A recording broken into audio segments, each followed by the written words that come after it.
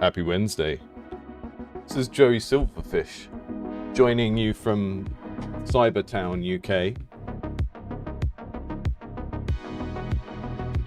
My synthwave too loud. Slightly too loud synthwave. Hello. This is we're doing a cyber stream today. I'm all cybered up. I hope you're ready. Not strictly cyberpunk themed games, but we've got a hacking game and then a couple of games that had neon punk stuff. So I've made a new little thing. I don't know how long I'll keep doing this cyber thing down here. But just so that I can have the games up on screen as we talk through them. We're checking out Firewall by Mr. Upgrade, who is in the chat today. That's been on the stream a few times before. Mr. Upgrade is one of our patrons who has been supporting the channel for a fair few months now. So thanks for your support. And as always, if you're new to the channel, this is kind of how things work now. I have patrons who support the channel and send me their games quite regularly to have a look at and to stream. And then we have a public submission form over on indiegameclinic.com where anyone can send their game in. And when a patron submits a game, I try and schedule it for the next month or so, and then I dip into the list and I try and find games that are similar in some way. And sometimes it's that they're aesthetically similar today, and sometimes it's that they are in the same genre. And the games aren't necessarily in the same genre, but they are all kind of thinky turn-based games. So Firewall is a tower defense game on a grid, like you're defending a computer system. Outrim Express is a train-themed game, but it's got a kind of, you're doing kind of strategic management of a battlefield from a train, and it has a kind of Tron vibe to it. So, that kind of neon punk aesthetic. And then Petal is a robot-themed tactical game, which I'm going to play last in the stream. I checked we had a few, bugs and crashes yesterday, so I checked all of the games first today to make sure that they ran. And Petalbot's fine, little bit kind of clunky on the startup, so I'm gonna do that last. And if you're unfamiliar with the channel and this is the first time you've joined in, thanks for coming. Please feel free to leave some comments in the chat as we go. It's very helpful to the developers to see your comments as well as mine. I just try and kind of play the games and think out loud. So my background is I've worked in 3 different game studios in design and kind of production management type roles, done all sorts of different things really. And then in the gap of my game, in the middle of my games industry career, I took 4 years out to go and teaching making games, and then before that I was like a hobbyist for years and years and years, and made games as a part of a variety of other things. The reasons why I gravitated towards games really was that they are a medium where you get to practice lots of different things, and games have every other creative thing that people have done in them. So I know that there are a lot of game dev channels that are a little bit more coding driven, and that's kind of not what we are here, because I just assume that everyone who sends in stuff, because we're a feedback channel, everyone who sends in stuff is already kind of doing the technical part of it, right? They're already past that initial technical hurdle and making stuff, and that's great because it means that we can focus on the game design and the creative direction and stuff. So I know there are a lot of other channels that do these kind of play and review stuff, but it's not like the main thing they do.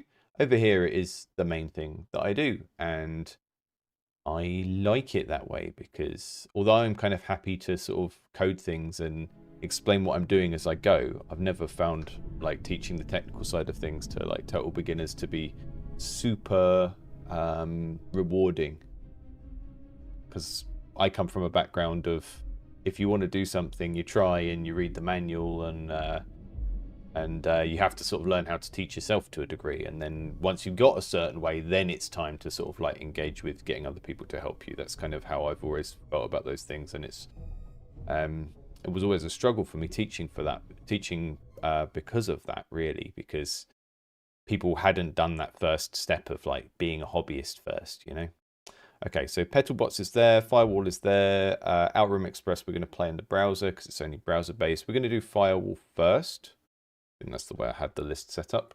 Let me just check. Yep. Firewall first, Outrim Express next, and then the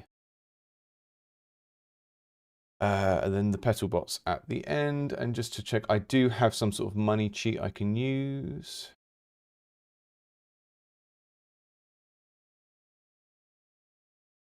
So we've got some maybe balanced stuff.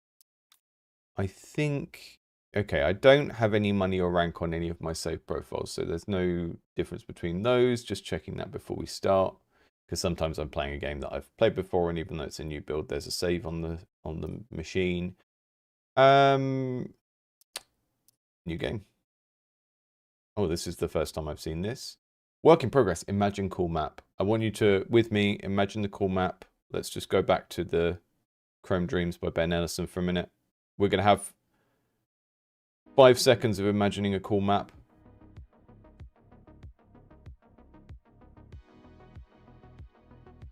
Damn, that's a cool map. Maybe I should leave that on in the background while we play this because it doesn't have any music yet. Imagine cool map. Okay. Entry point. Difficulty easy. Waves 3. Rewards, money, and experience. This is going to be our kind of loadout before we go into a level. We've got available programs. I think it's very easy to like accidentally not have one of these selected. And I don't know how you make that more obvious, but I think maybe like having the slots here to show that there's something empty that should have something in, and then maybe like pulsing it red when it doesn't have something in or something like that. I know the plan is to have some sort of like representation of your hacking deck here, because the idea is, you know, in the fiction, you are going in to defend a company that is receiving cyber attacks in a sort of in a cyberpunk world. So this is our deck. These are effectively like spells that you would have in other tower defense games where they give you like a little active ability you can use on you know, with a cooldown. Deploy stationary sentinel that deals damage to multiple targets. So that's going to put like a little free turret down that goes away after a little while, I think. And then we'll start level. Okay, cool. That's where are we at? I'm going to switch glasses now because I can't see. Oh, it's so bright now. Okay, so we've got enemies coming in from here. It looks like they're not going to come from the bottom because the bottom row is kind of grayed out, right? And this is telling us what's coming in here. Slow moving.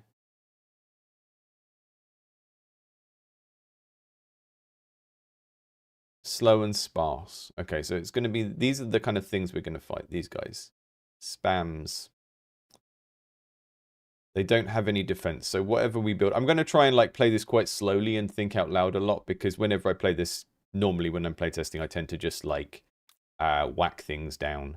So what's the difference between these? Array does 4, 8, 16 damage, and a Quasar does 8 damage. That has 3 levels. And it's got a longer range. So maybe the Ray would be wasted if we put it too early on, because stuff will go past it. I'm not totally sure. So that costs 40, that costs 30. I've got 150. So I could, in theory, pay for 5 Quasars at the start of the game. I'm going to go for 1 Ray and 2 Quasars. So we'll put a Ray quite far back. I think that's showing me... You can see that yellow pulsing on the track, which I think is trying to show me the range. It's not quite as clear as it could be. I think maybe darkening some of the stuff around it in that state would be good. It's also fighting a little bit with like the orange outline of this area where we place our towers. So these are going to be our towers, right? And then stuff is going to come along this blue bar. I'm going to put a Ray there, which is going to start hitting stuff as soon as it gets there. You can see it's not like a normal tower defense where it goes around in a circle. It's kind of shooting along that line and down it because it's supposed to be kind of Tron-like stuff, like riding along a grid. That leaves me with 50, so I could build another ray. I'm not sure if I should. Let's see if I can I afford to upgrade things? That costs 70, okay. Yeah, let's do a quasar at the end. So we've only got one of the special ones. So I think the way this works, it's got 3 shots, and I'm not sure if they reduce in power, if it's like the first shot is 4 or if it kind of increases. I think that's kind of the information we need here that I maybe don't have. We've also got a thing we can choose the targeting priority, which I always like when games have something like this. It gives you something to...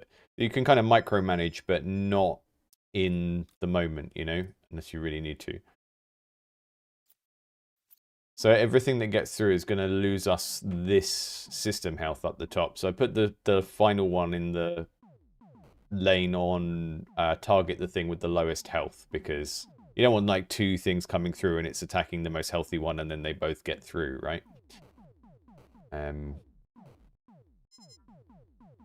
This is attacking whatever has the highest maximum. Let's put that on highest current as well.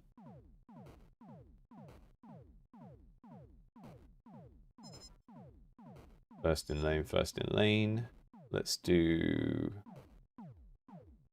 highest current HP on that one as well. Because the idea is I want them to sort of be evenly softened up before they get round this corner, right? Okay, so this time we're going to have stuff coming in at the bottom lane, and it's going to be the same stuff, roughly, spam. And we've got 154, so we've got loosely the same thing that we had before. So I'm going to just mirror my top lane now. It's interesting because I've been looking at this game for about, I don't know, 6 months now. Like, played it a few times, had calls with Mr. Upgrade about it to talk through the design and stuff. A lot of the time when I play it, it's very easy to just sort of like play it on autopilot and then lose. So I'm trying to really, really slow down and think out loud about all my decisions this time and really think about like the cost of things and everything. And I think it's paying off, because that's probably one of the only times I've got through a wave in this game without losing anything. And maybe that's also because there's been some balancing tweaks in the background. So this wave, we should be okay, but I need to remember to use my Sentinel because I didn't use it at all that time. And that was kind of a waste. I didn't need it, but it's kind of good to think about. Okay, so put that on highest current, put that on lowest current, and then leave the rest. And then we'll drop a Sentinel here. So that's just going to kind of sit on the track and zap the stuff around it. I am going to put the synthwave back on so that we've got a little bit of mood from that.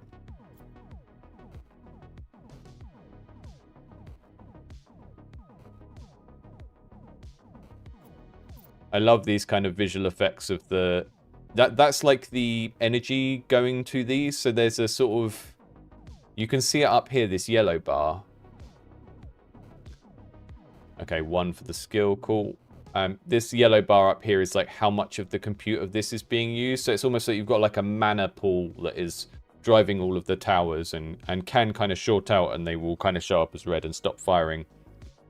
So you have to do kind of like FTL style rerouting of power to things. Okay, we're going to get both lanes coming through next. So I think what I'm going to do... This costs 90 to upgrade. These cost 70. So we can afford to upgrade 2 of the quasars, the orange towers. I'm going to hedge my bets and do the middle one on each lane, because I don't really have a good sense of whether it's better to upgrade the one earlier on or the one later on. So I'm going to upgrade the one in the middle. So for people who haven't seen this game before, one of the things that makes it kind of unique and perhaps a bit strange is you only actually have 4 towers. And we've only started off with 2, right? So we have to unlock the rest. There's only actually 4 base towers. But the idea is that the level of modification you can apply to those 4 towers is like the thing that makes a run in the game like different, which I think is a really interesting concept. For it to really sing, what we're going to need is when we start upgrading the towers and making them different, they need to like really kind of behave in quite a different way, and maybe even like look a little bit different in terms of the panels and stuff as well, because otherwise people won't kind of come across that part of the game in like marketing, or it won't be like a satisfying part of the game as people play it, you know? You think of like build-based games like Diablo and Path of Exile and stuff, and like you kind of, people enjoy the actual kind of gain of power and unlocking of new toys and tools as they level up their build and get new loot and get new skills and stuff, but it has to have that like that aesthetic layer of, oh, I shoot new projectiles now, or my guy's got a cool new hat. And I think you need to work out what the equivalent of that is going to be in this, although everything that's in the game so far tells me that there's nothing to worry about there, because like it looks good. It's just it's going to need that kind of variety in how the projectiles look and how the impacts look when stuff's being blown up. So, okay, we got through that again. I can do end. Ah, now we're on the map, and that was what we did before. That was map X. That's factory. That's channel. So this is our placeholder map. I'm going to go into factory.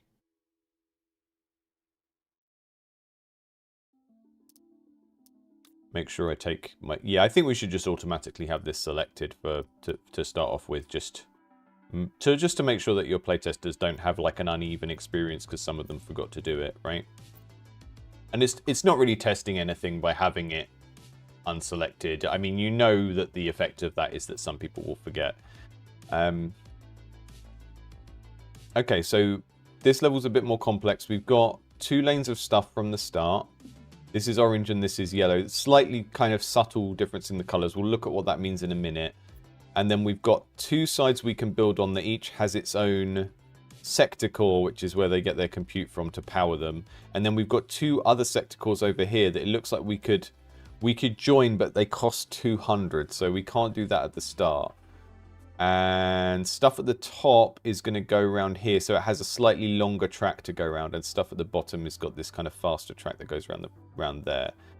And presumably, if we were to buy a new sector core, then this one would be best because we can get this one and it can blast both channels. Okay, so we've started off with 200. We've got a bit more than we had last time. Let's look at what's coming in the lanes. That's going to be fast. That's fast, and that's faster. Does that mean that yellow is faster than orange? Very sparse, very sparse. Okay.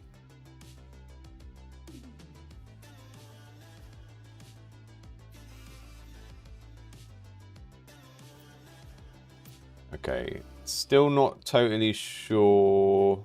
I'm gonna play the other way around this time. I'm gonna put rays early on and quasars later and see how that treats us this time, because I didn't really get to see the rays fire much last time. So these are the things that have 3 shots. It says 4, 8, 16, and I'm still not sure whether it does the weak one first or what, but... And then I'm just watching for when we get enough to upgrade one of these, because we might be able to upgrade one mid-wave, and then I also need to remember my ability, which I can use the 1 key to shortcut, like Upgrade said in the chat earlier. Just need to remember to occasionally go into spamming that mode. Okay, we're doing all right. This is feeling a lot more forgiving than previous plays I've had of it. I think there might have been a bit of designer-itis before, where the developer knew how to play the game really well and no one else would have, you know. Okay, 2 new quasars with the money we just earned. You can see they're starting to heat up here. There's a chance that these are gonna... when we upgrade them, do they cost more? No, they don't cost more compute if we upgrade them by the looks of things, so that's helpful to know.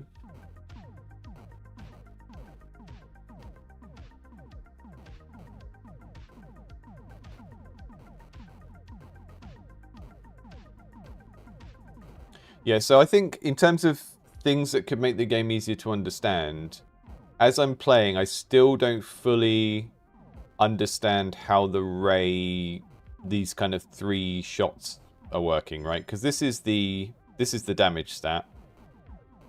This is damage, this is range. And I think this is kind of partly to do with not having health bars, and I don't want you to have health bars, right? Because I think the way that you're representing the damage happening is really cool. The way that the sort of sprites are breaking up as they're being damaged, I really like that. And it would be a shame to like throw loads of health bars in. But I can't see when the 4 and the 8 and the 16 is happening relative to each other when this thing is firing. And that might be a little bit of a problem. Okay, so this one is faster. Let's upgrade something on this bottom row then. Upgrade that one. So now that does 7, 14, 28. So maybe we can compare the bottom green to the top one. But maybe what I'd look at is this disintegration effect that they do. You could maybe treat that... all of your little enemy characters have got like a... they've got like a hard outline, right? So maybe the health could be like a radial that goes around the outline and depletes the outline. But it's a shame because you would still lose some of that cool glitchy effect that they have, which I really like from a VFX perspective. It's satisfying.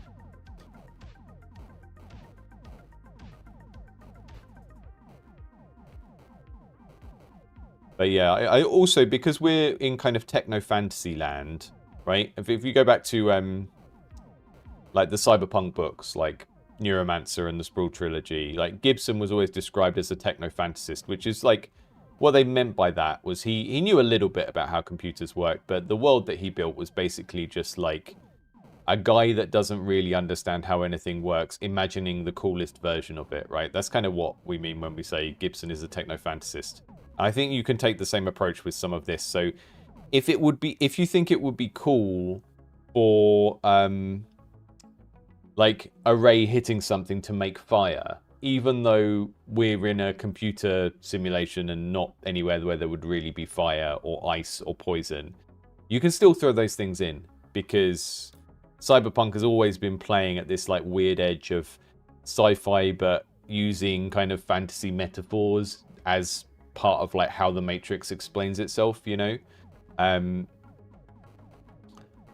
Neuromancer is a great book. I always tell people, if you're familiar with Neuromancer and you've never read the other 2 in the Sprawl trilogy, do check them out, because I think they're better than Neuromancer. The audiobooks of them on Audible are really good. They're really well read. If you can cope with a presumably white person occasionally doing a Caribbean accent. But they get really kind of they get really interesting after Neuromancer, I think. You have all of the kind of Voodoo Boys stuff that's in Cyberpunk 2077 is in Count Zero, the second one, in a much more interesting way than it is in Cyberpunk 2077 game. Because the unfortunate thing about Cyberpunk 2077 is all of these other like interesting gangs and groups of hackers are there as characters for you to shoot at in a game that is predominantly about shooting, and it makes them feel a bit flat. Whereas, yeah, Mona Lisa Overdrive and Count Zero, they have like really interesting kind of different hacker groups with different beliefs.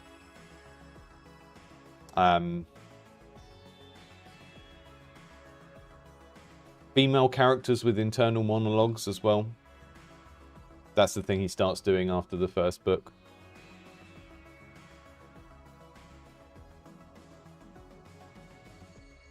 They also did a series on those books on Shelf by Genre, which is like one of my favorite podcasts, where you can kind of just sort of listen to other people read them, and then you can kind of know what happens without having to read them.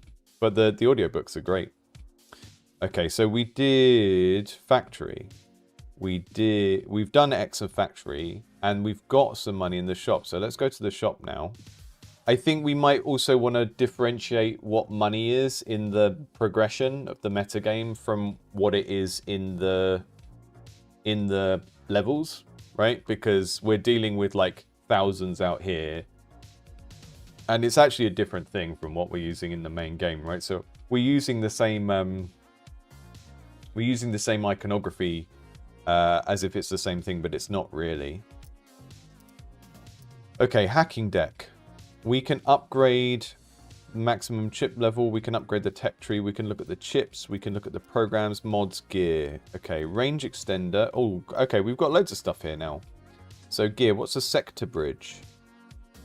Something we can't afford because it costs 1,000k. We can get a range extender. So these are mods that go on a... Do they go on a tower? I guess. Programs. These are like spell type things. Overloads the lane, slowing everything down by 50%. That looks like a good panic button. But you need deck level 2 for it, which we don't have. So we've got some, you know, good UX stuff here of like showing the things we can't afford by making them red. We can unlock new chips. So these are things that give you more money or more compute on an area. And then these are the other two turret type things.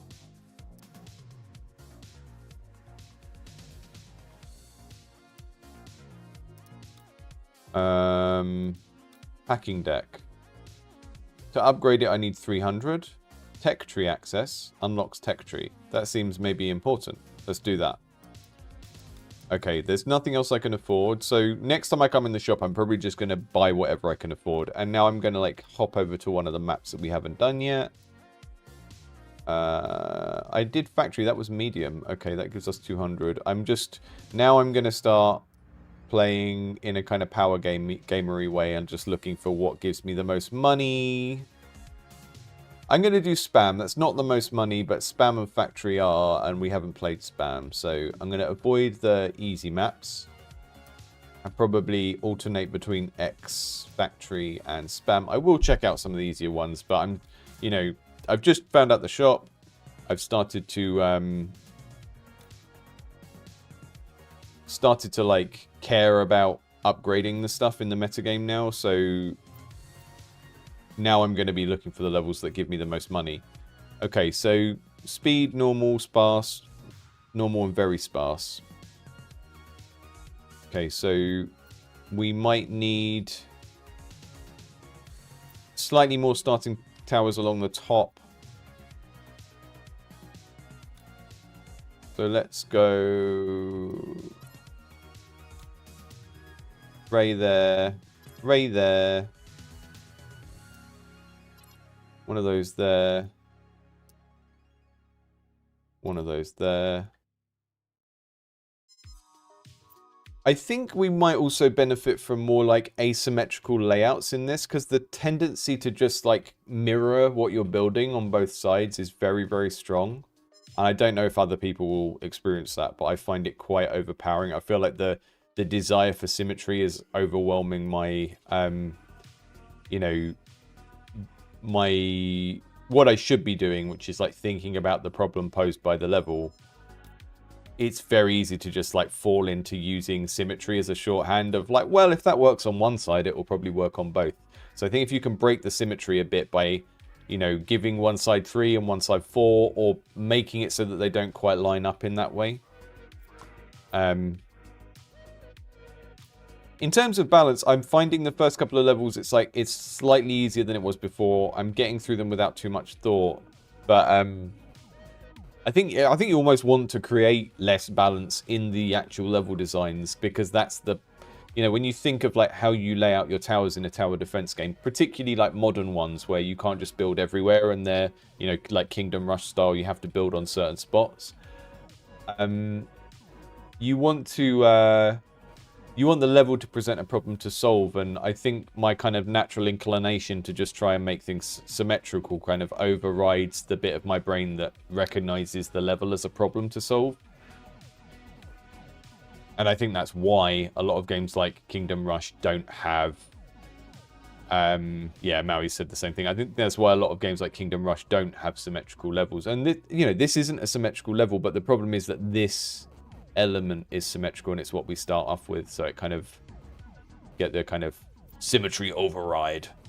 That's the name of a cyberpunk novel or cyberpunk themed band, if I ever heard one. Symmetry Override.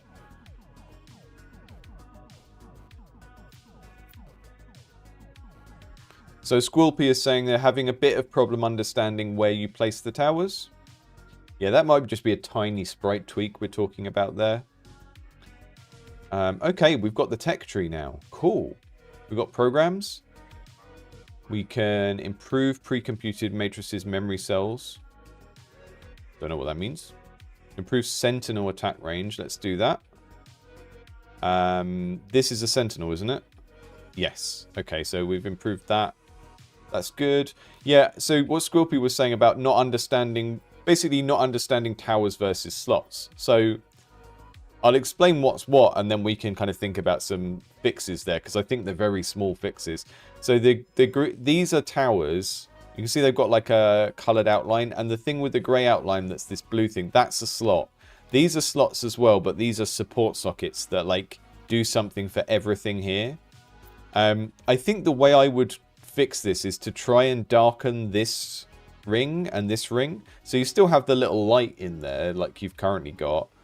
But if you make it look like a recess so that there's like a darkness going down into the thing on both that sprite and this sprite, then it will more clearly like create the signifier that this is something that something goes into.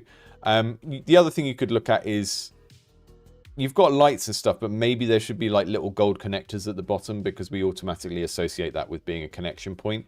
But I think the more kind of like visual fake 3D thing of having it go dark as you go in is probably like the quickest route to helping people very quickly understand what they're looking at. But yeah, it's not a problem I have anymore with this game, but it was one that I noticed in previous plays where I was like kind of forgetting that that wasn't a tower. Start defense.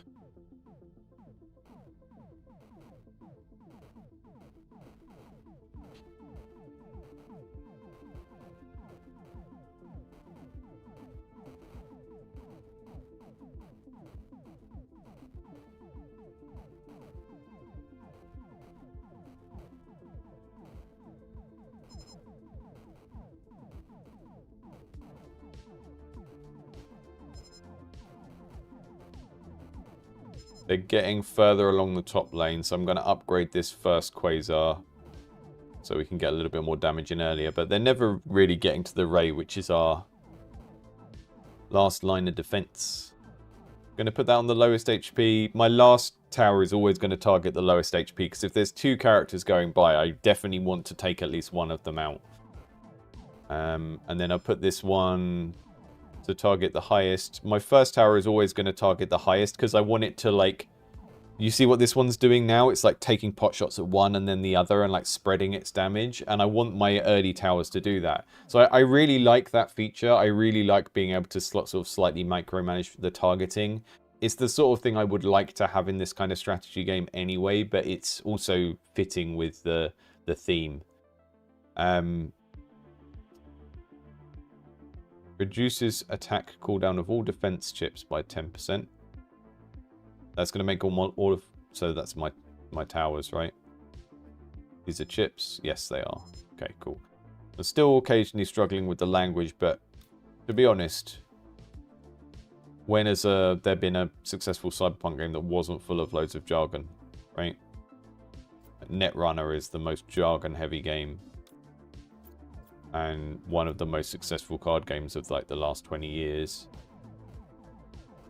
Because people come to Cyberpunk things expecting to be bombarded with jargon, and I think that's always an interesting sort of... it's kind of partly a UX thing and partly a narrative design thing when you make a Cyberpunk game of like how much do you jargonize the gameplay and make that part of the like deliberate friction of becoming good at that game, you know?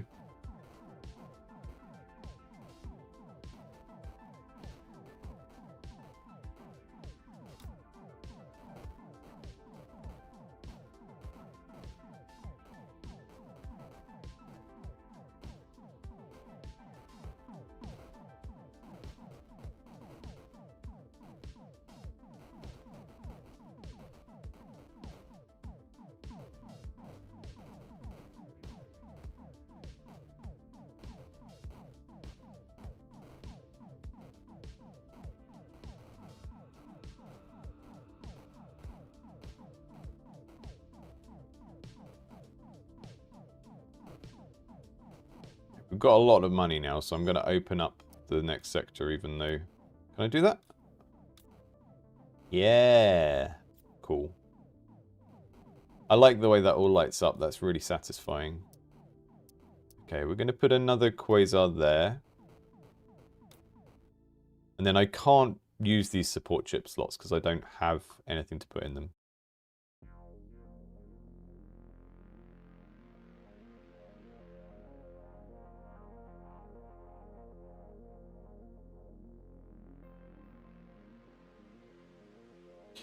So there's a conversation in the chat. The line extending out from towers seemed to be significant in some way. Yeah, so basically the tower's range goes out from there and along.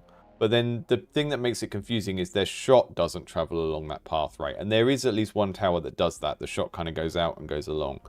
I would suggest that maybe when this is actually picking its target, maybe there should be a highlight going along into the thing. Like a very light white or something.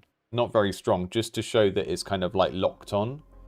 Because that might help explain how these work. And it might create a cool visual effect as well. It's the sort of thing, if you can kind of kill two birds with one stone by adding a little kind of thing to help explain something, but it also makes it look cool, then you're kind of, it's worth the experimentation time.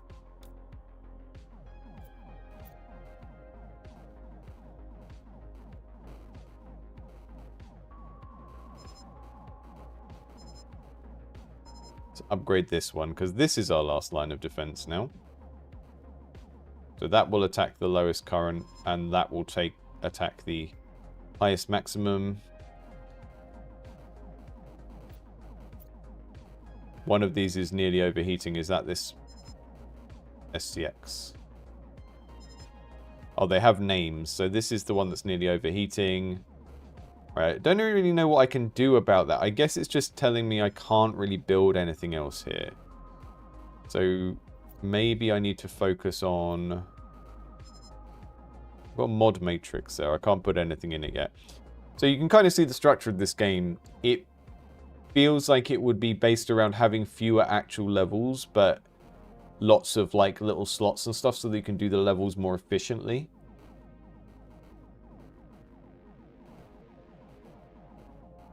I think the thing to think about there is, like, the way this game is currently structured, you know, we unlock all the towers, we unlock modifications to go in the towers, we unlock little spells, we unlock these support slots that are going to give us more money or more compute power. All of that's great, but it's like we need to match it with friction coming from somewhere else so that we have the opportunity to, like, play against stuff that is worth our upgrade. So at the moment, nothing in the game is difficult enough for me to actually need any upgrades. And when we get back to the main map, we'll see what's been added. But yeah, damage boost. 2 damage boosts, please. And when we get back to the map, we'll see if there's anything harder on it. But I kind of imagining it working almost like when you're playing a campaign of Darkest Dungeon. And as you kind of level up, you get access. You start off with green missions to go on, and then yellow missions, and then red missions, right? And there are times when there'll be a green, a yellow, a red mission on the board, depending on like which area of the map it is. And I kind of see it working a little bit like that. I'm probably oversimplifying from the actual plan, but it feels like that would be quite like a reasonably intuitive thing for people that they've seen in other games before. You know, you're picking missions off a map, but it's not like a linear map of you play from level 1 to 100. It's more like sort of not necessarily procedurally generated levels, but procedurally picked missions for you to go on that are kind of scaling up in difficulty, but occasionally giving you opportunities to go back and do easier things.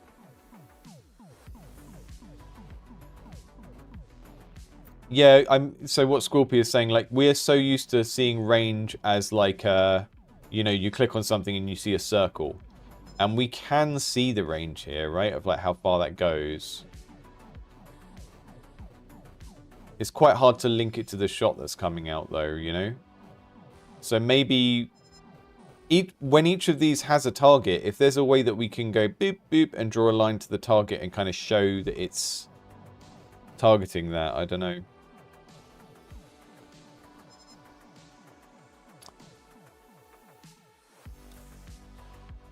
And put a backup, like, emergency chip on the end there. What can we get?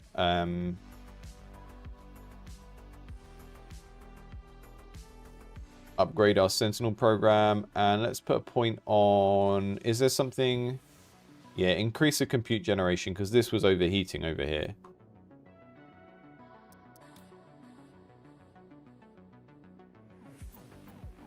That's another area where using fire effects is like, you know, not realistically what would be happening, but it might be a good way of metaphorizing the thing, even if it seems a bit silly, you know? Doesn't have to be orange fire as well. It could be like red fire or something, just to...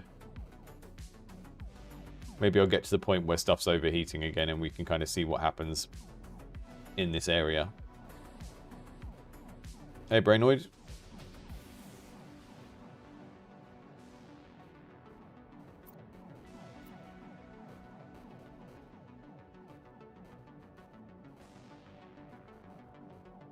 It does feel like it could almost be a game that's not really about trying to avoid the end state, but is more about farming for the thing, right?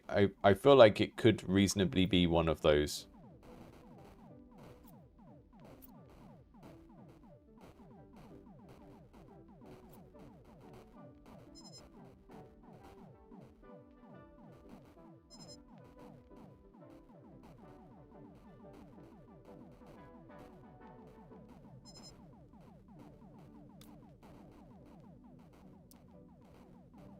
We on the last wave now? Yep, this is getting too easy.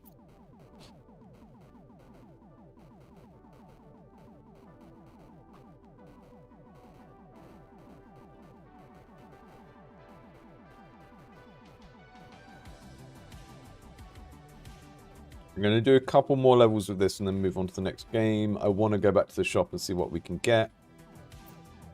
Oh yeah, like we've got a C credit here, so this is... Okay, so we are using a different thing for the money in here and in the metagame. I missed that earlier. I think it was because when I last played the game, we had the money icon here.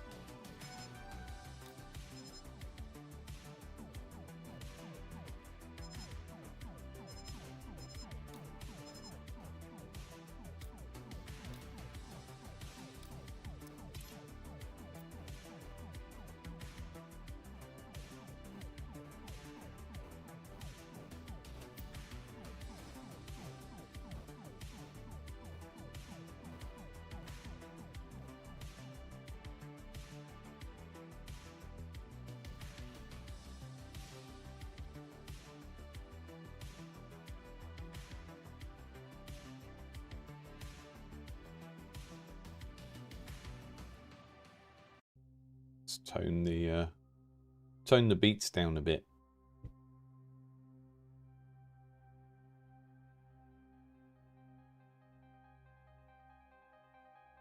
We're getting some ranks. It's taking a while.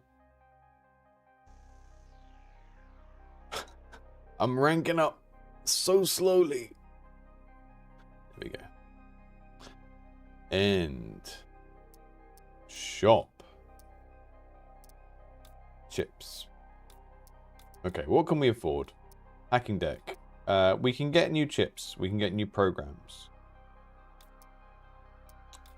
All right, let's get a mod.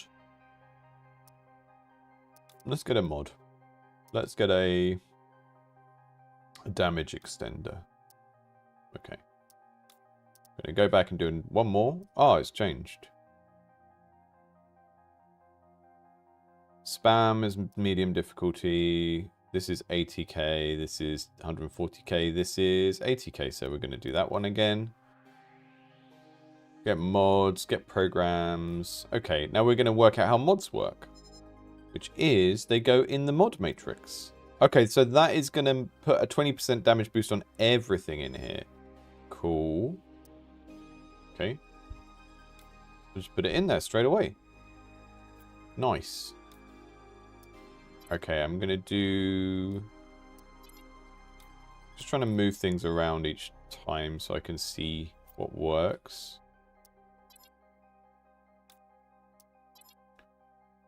Put that on highest current. And put that on highest current. And then put that on lowest current. There we go. Start defense.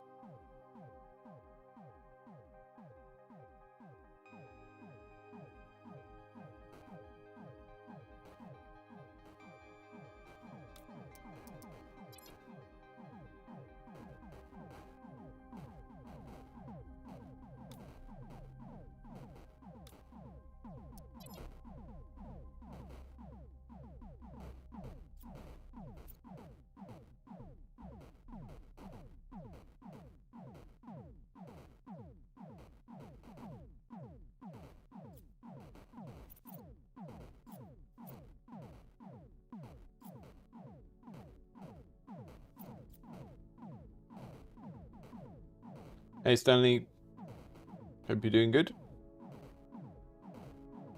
You can see some of these lines are going red where we're running out of compute. So my best bet is to not build anything more here and to focus on unlocking the next thing as quickly as possible. Let's see if I can... Right, we're going to increase compute generation of cores so that we don't overpower... We don't run out of power over here. I'm going to unlock this so that I don't spend the money on anything else.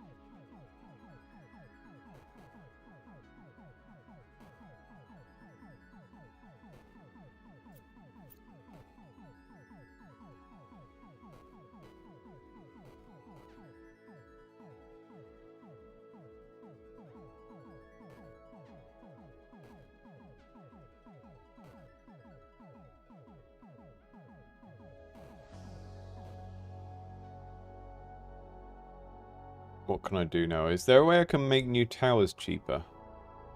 Duration of program deployments longer. Okay, defense, base damage, attack cooldown, increased damage dealt by all defense chips by 5%. Oh, that's the same as that, isn't it? Damage amp and damage boost. Damage by... Oh, okay. It's one's flat and one's percentage based. I'll put it on the percentage for now. Okay, now I'm going to have new chips on here. And this one will be focused on the highest and this will be on the lowest. And that will do first. And that will do last. Just trying to like spread bet really with the way that I set the towers up. Okay, we'll check the dual or channel level after this. And then we'll move on to the next game. I'm going to put this up really fast. Or I think the scroll speeds up when you speed up the game, which doesn't feel good. Don't like that.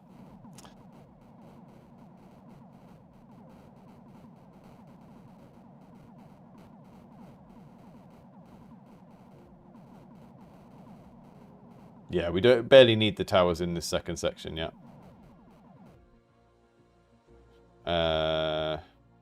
Enemy buffer capacity of every lane bridge. Not sure what that means. It's cool that it's there.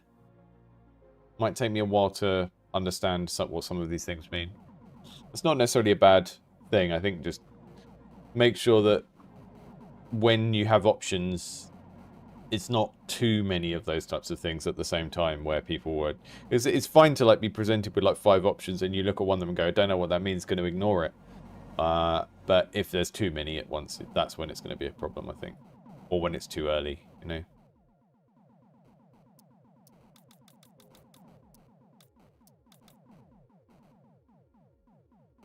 We can shrink the UI down like that as well.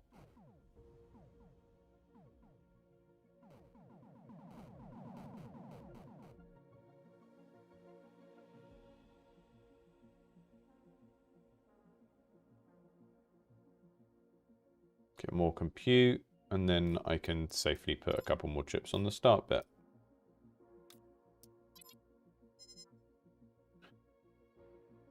Last in lane. Highest current HP.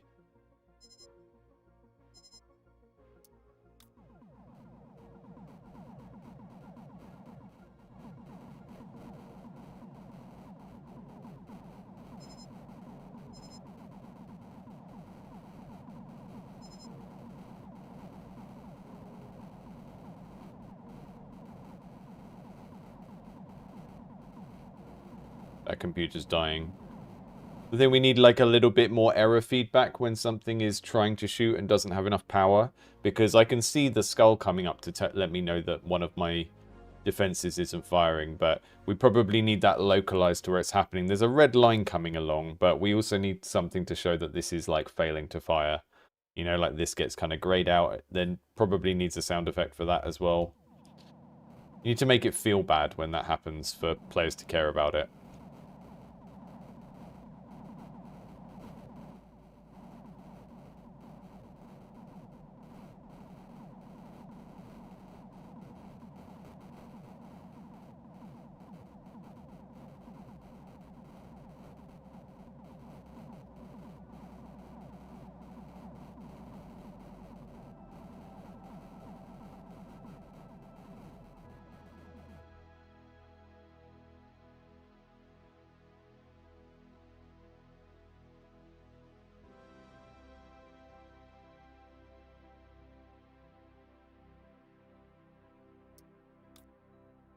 Don't think we have enough to buy anything, do we? Oh, I can buy the credit. I can buy both of these. Let's get the little socket things. Right. Do the channel map because we haven't done that. Make sure I equip my stuff. Oh, this is an interesting one. So we've got an asymmetrical thing, right?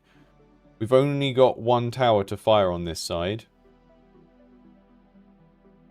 Which means that to adequately deal with the bottom row, we're going to have to build this one. And the bottom row is also going to bring stuff in that comes along the top.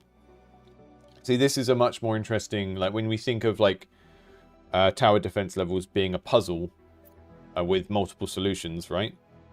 Tower defense games have that quality. It's similar to what sort of Zachtronics factory puzzles are. They're like puzzles that are very open-ended because they're efficiency puzzles.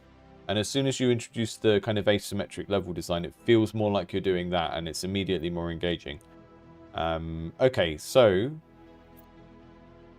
going to do pretty much what I've done so far already. That can only fire down there, so we don't want that yet. So we're going to go... I think I'll go 2 rays and a quasar, actually. And I'll upgrade that one. This is going to fire on whatever has the highest current health. This will do the highest current health, and this will do the lowest current health, I think. And that should get us through the first wave. Let's see. I'm going to remember to use my Sentinel as well. Speed things up, because we need to go on to the other games after this map. I will check out the dual level as well, actually, if it shows up for me, but it didn't necessarily... It hasn't been showing up every time. Right, Let's reduce the cooldown of my Sentinel so I can use it more often. Where is that one?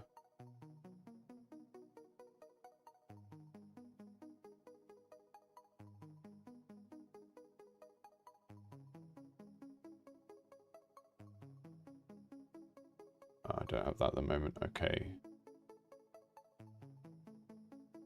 That cooldown then. Fine. This is going to cost me... Oh, it only costs 6. Okay. Then maybe the game is cheating on my behalf a little bit there.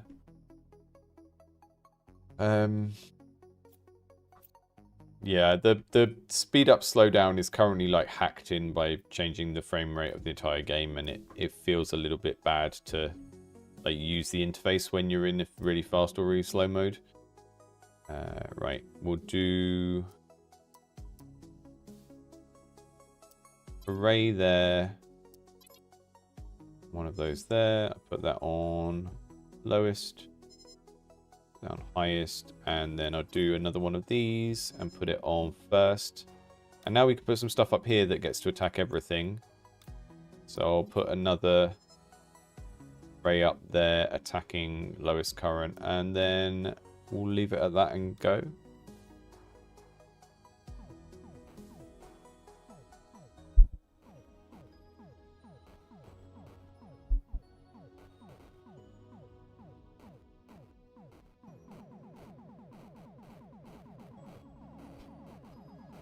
Thanks for all the ideas, Scorpy. I think there's quite a lot of interesting stuff there. Some of it probably more difficult to achieve than others, but I think you're thinking in the right direction. A game's always going to have like one element that is one of the weirder elements of the game that needs more communication, but could be like really, really cool if it's well presented. I think the way that things sit on the grid and stuff is one of those things in this game currently. Sentinel down there. Stop those guys getting out at the top. I think I'm going to lose a few blocks this round. Okay, so we need to save that by just making sure this bit is well defended. Let's level that up. And I don't have anywhere to put my little mod on this map at all. Just going to level up the stuff that's saving the end.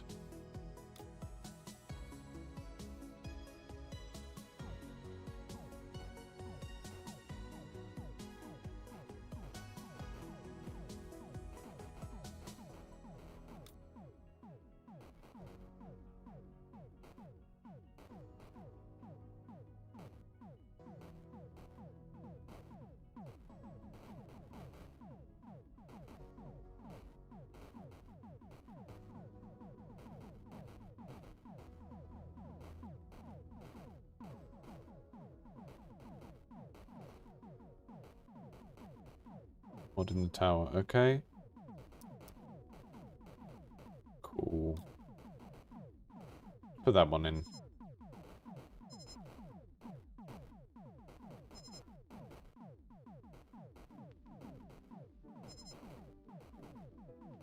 Yeah, this level feels much more interesting. It's just a more puzzly thing, you know? More interesting layout.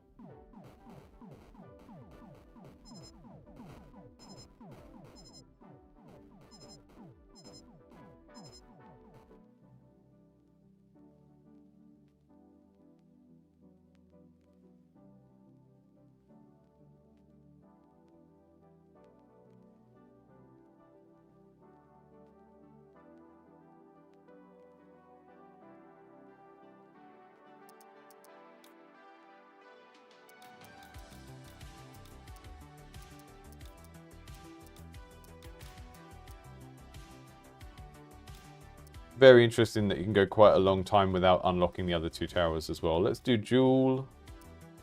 The one we did Channel. We'll do Jewel now.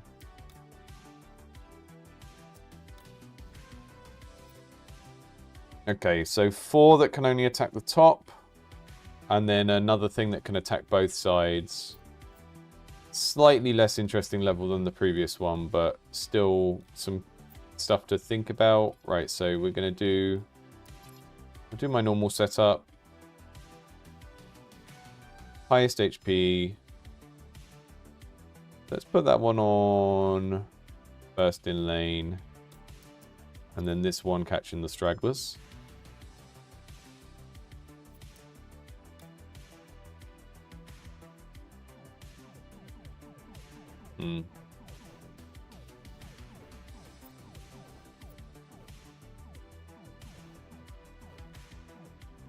Save my mod for one of these towers because the damage kind of the damage potential on the bottom lane is really low, so I probably need to focus on like really powering up one of these bottom towers.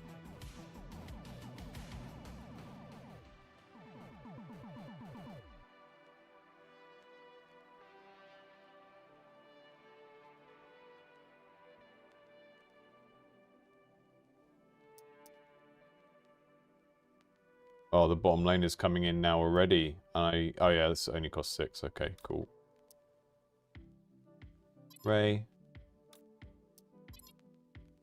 And we'll put the...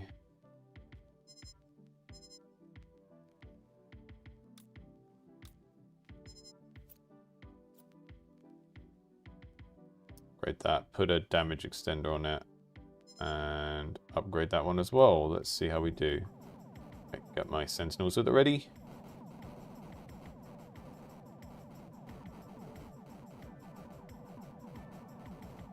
So my the reason I didn't need to upgrade my cooldown is because the cooldown is so fast that all you really have to care about is mana regen. Okay, so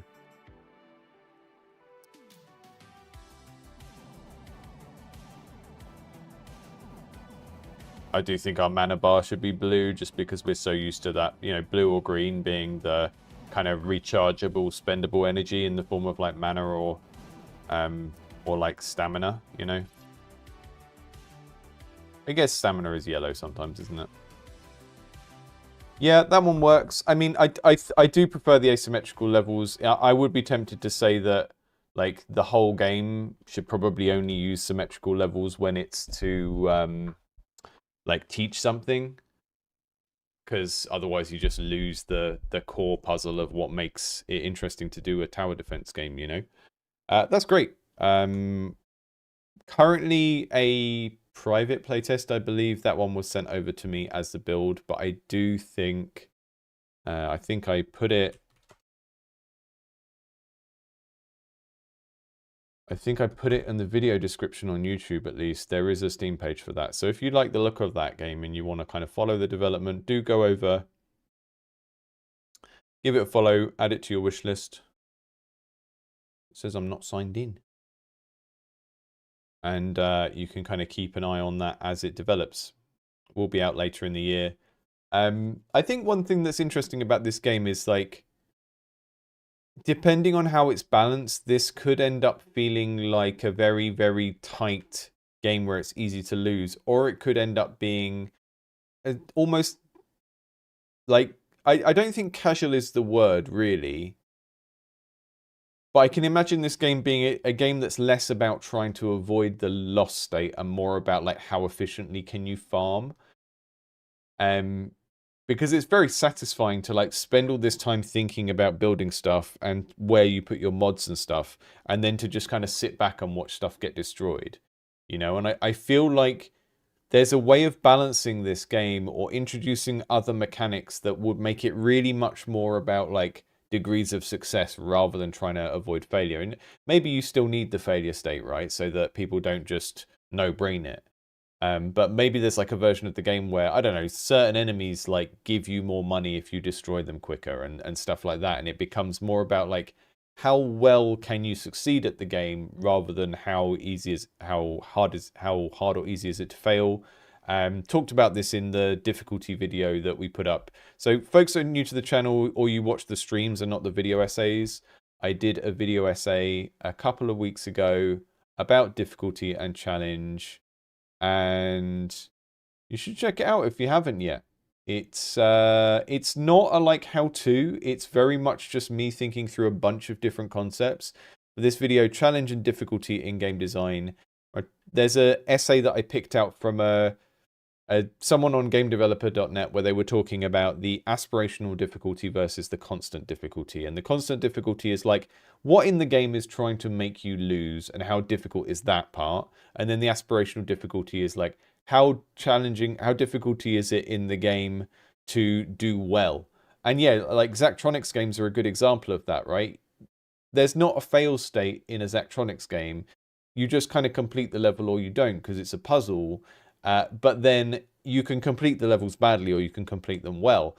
That is kind of a characteristic of casual games. And it's a bit weird to play this like jargon-filled cyberpunk game about hacking with all of this jargon and loads of little fiddly systems and stuff and to say it's casual. But what I mean by that is not that it's not complex, but that, you know, when people sit down to play like a chill out game, it can have like quite a complex economy. But the point is that we're not playing it to like stress out over losing it. We're playing to like, you know, gradually build our engine and sit there and kind of like see our engine run and kind of feel satisfying. And that's kind of fundamentally what No Buster Likes are about. It's fundamentally what Bullet Heavens are about. Very rarely are those games really about the stress of like trying not to lose. And I feel like there's something in the way this game already works in terms of like popping all the enemies and stuff that kind of feels like it's pulling in that direction already and not so much in the yeah, exactly. So Funky Wizard is saying you could make it more like a Zachtronics game and score the levels on how much energy used, how many chips. Right, exactly. So it's not make it so it's not hard. It's very hard to lose a level, right? The way you lose a level is basically by not building anything at all or making a really stupid set of decisions. Most of the time you're going to clear every level, and then the amount of money you get or the amount of maybe it's not the money because when you reward people with resources proportionate to how well they do, you get what Tom Francis calls it snowboarding. You know, if a player is already good at a game and you reward them more for being good at the game, they spend that on becoming more powerful. And then you have this design problem of you need to make the game constantly harder and harder.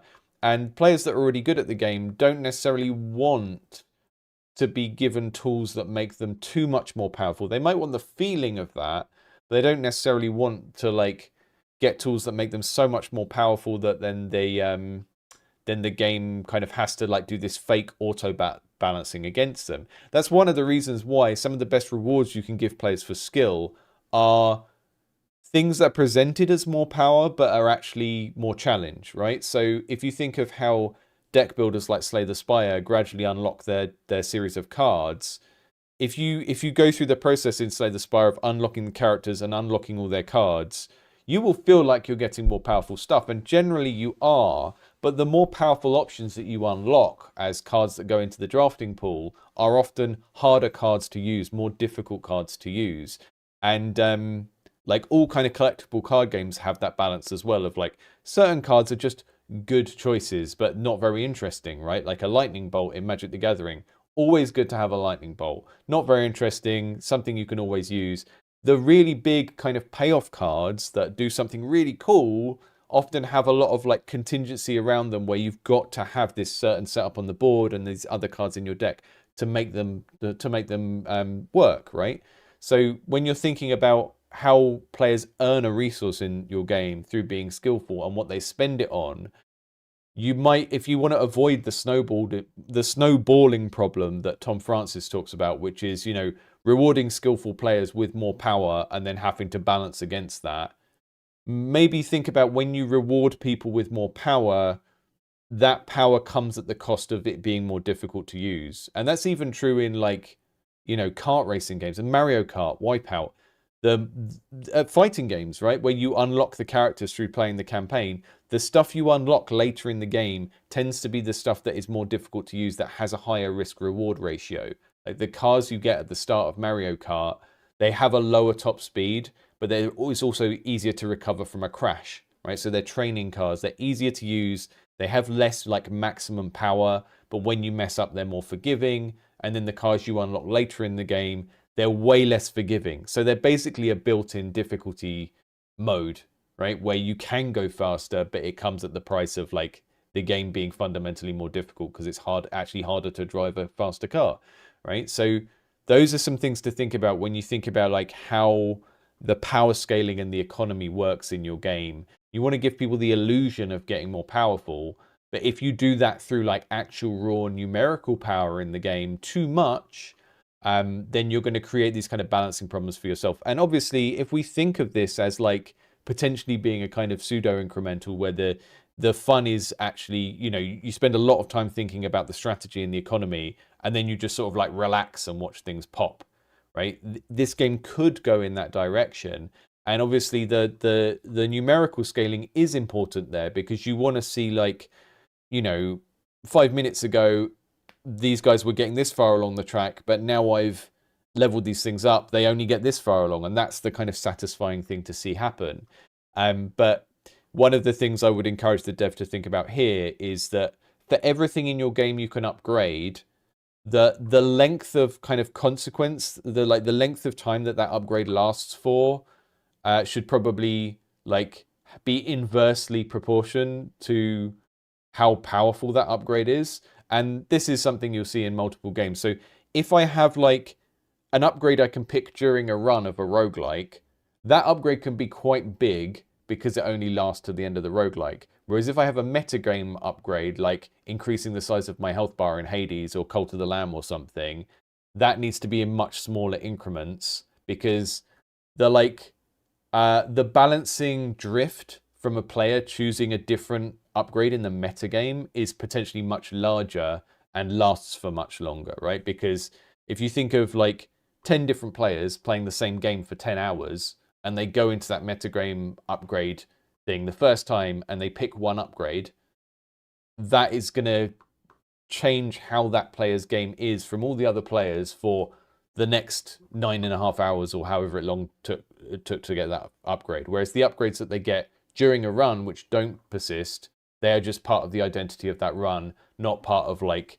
the ongoing experience of playing that game for hours and hours and hours and hours. So this game has lots of like kind of nested loops of like you upgrade things within the level and then you upgrade things outside of the level. And when you're doing that kind of economy design, think about how long things last for, and you can make like bigger, more dramatic changes the smaller the loop is because it's less likely to like break someone's game for a long period of time. If the changes on that smaller economy, the sub economy, are big and it's unbalanced, the problem you're more likely to end up with is players will find an optimum way and they'll go, oh, you know, the orange towers are just always better once you level them up to level 2 than the green towers at level. So you end up with what's called a degenerate strategy, and people just always pick that thing. So you still need to watch out for imbalance, but those upgrades that you only get within a single level, within a single run, you can be a little bit crazier with them because they don't have that kind of long tail effect if someone kind of picks the wrong things.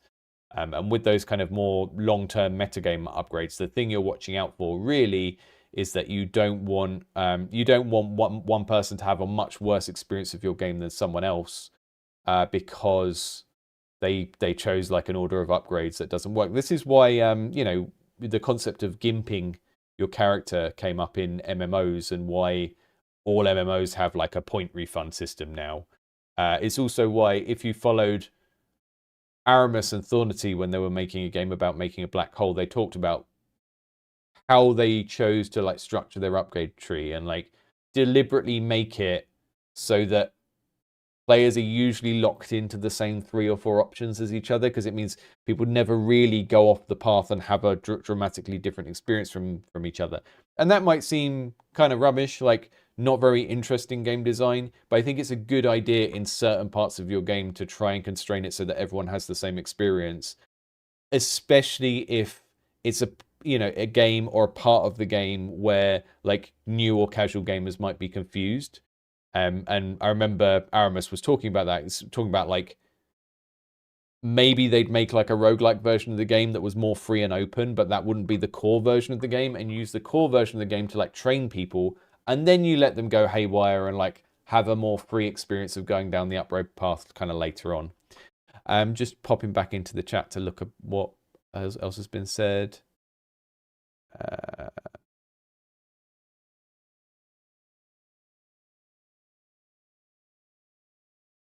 Scorpy is recommending the dev look at Infinitude.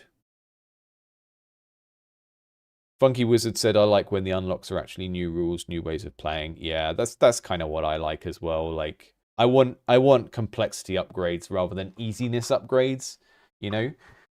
And it also means that when you're playing a game, you have, like, when you're choosing upgrades as a player, if you have a choice between a complexity upgrade that gives you a new tool or a new active ability or a new keyword trigger, you know, when someone is poisoned, this happens. But then you also have those kind of like always good, make the game easier upgrades, like more health or, you know, faster attacks. It kind of means that the decision making when you do a skill tree or you do pick one of these three options, it's always kind of easier for you because you have like the top level decision of, is the game too hard for me at this moment? And if it is, you can just choose the more health, right? It's like in Soulsborne games. Is the game too difficult for me at the moment? Right, I will prioritize getting more vigor. And if you always have an option between like make the game easier versus like get an interesting new toy, then you make the decision making process easier because the player can just filter it through this top level thing of, am I finding the game too hard right now? Oh, if I'm finding it too hard, I should choose the no brain, make the game easier option, not the shiny new toy, you know, your bullets set people on fire now type thing, even though that sounds really fun. And that's how people often make decisions about which upgrades to pick. Like for me, often I will think, do I understand the game yet? Am I feeling overwhelmed? If I'm feeling overwhelmed, I'm not going to choose like a new active ability or something like that. Whereas if I'm bored, I might deliberately choose a new active ability so that I've got more stuff to learn how to do. So if you think about like flow theory and the flow channel, when you give people a set of options and some of them add complexity and some of them just help players deal with currently being frustrated or currently finding the game too hard, you're basically allowing people to adjust themselves within the flow channel by offering options that make the thing more complex or ease the existing friction of the game, rather than just like, do you want more health or do you want more speed, or like three choices of new tools which all make the game more complex when the player is already experiencing a lot of frustration. Okay, so on to game two. I made a little cheat sheet over at the side today. The little animated GIF you can see in the second slot is something called Outrim Express. I put it in today's stream because it was a kind of, has this neat sort of Tron-like aesthetic on the train. Probably not kind of cyberpunk strictly, but we're doing a sort of train-based tactical game. A roguelike tactical turn-based game set on a planet invaded by an alien life form at the edge of the galaxy. Take command of your train and escape the planet. Just going to see if the devs left me any notes on this one.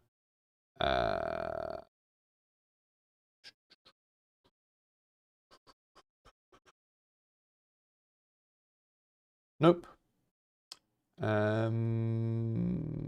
And yeah, we'll check this out for a little bit and then we'll pop over to Petal Bots, which is a kind of robot tactics game.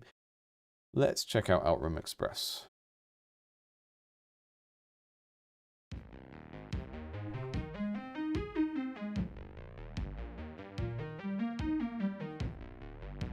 I can choose the biome. I'm going to assume that's just cosmetic at this stage. Just going to choose what's pleasing to me. I'm going to go with snow. We're doing Snowpiercer Cyber Edition. Let's do medium difficulty. Midnight, because I like the little light on the front of the train. Commander, we've been attacked. Hostile hive mind units are closing in. I've initiated quantum stasis and prepared a mathematically infinitely precise simulation of the enemy unit's movements. I'm always doing that. Review the simulation and give your orders. Okay, so we've got a grid. 1, 2, 3, 4, 5. Is it 10 by 10? Yeah, it's 10 by 10, so it's not quite a chessboard. Like Into the Breach. We've got train energy. We've got the will of the hive mind. So I think that's what's attacking me, right? That's like the enemy health in the kind of big tug of war. Got shields for my train. Execute orders. I think we're doing some sort of like action programming where we plan stuff out. And we've got a simulation ready thing down here. Let me just make my taskbar hide because it's getting in the way. Taskbar behaviors. Automatically hide the taskbar.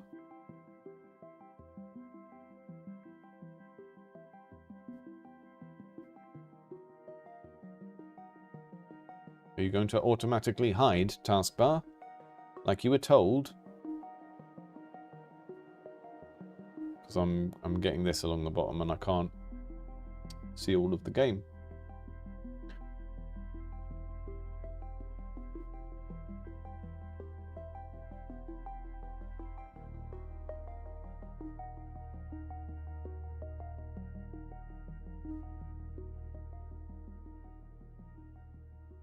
Okay, so how do we play? Flammable. These are flammable things. This is brittle. Upon taking damage or setting fire, the zone breaks apart, leaving behind a pit that enemies can fall into. Okay, that's interesting to know. So we've got stuff. These are tracks where enemies are going to come and attack us, I think. Really lovely kind of glow effects on this. Very nice. Scorch zone. I've chosen an action. Okay, now I've got a little... Canva is stopping. Ah, thank you. Canva. The source and solution to all of my problems. Action select. Okay, so we select an action down here. And then we can kind of choose where we're doing something. It looks like I've got a lot of enemies kind of coming in this way on these tracks. And I've got something called Scorch Zone. And there's a couple of flammable things that I seem to be able to target. So what I'm going to do is target here. Because you can see where the lanes overlap and it gets redder. Which is there and there. So I'm going to try and scorch that zone. Which would also set that on fire. And I don't really know... Okay. So its energy use is 3. I think I've programmed that in.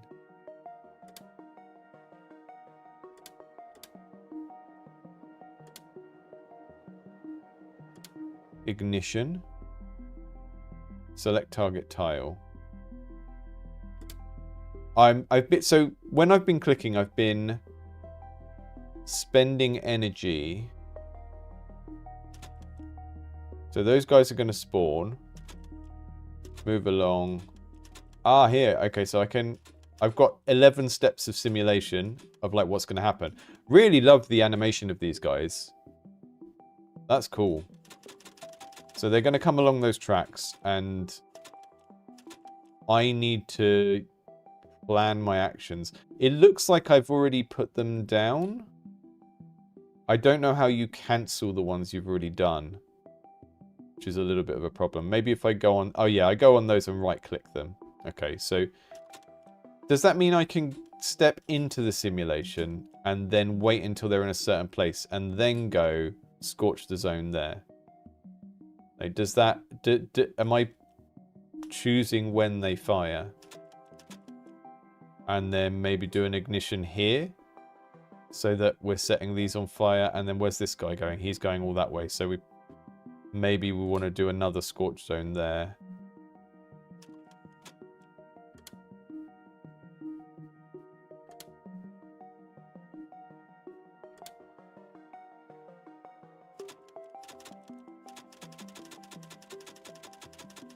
It's not always letting me actually place the... Okay, so that's a trap and that's an instance. So presumably a trap triggers when something goes through it. Now it's not using my energy to cast the thing, so... Oh, the energy is used by the speed of the train as well. So we have some element of the puzzle which is like the train is going to move.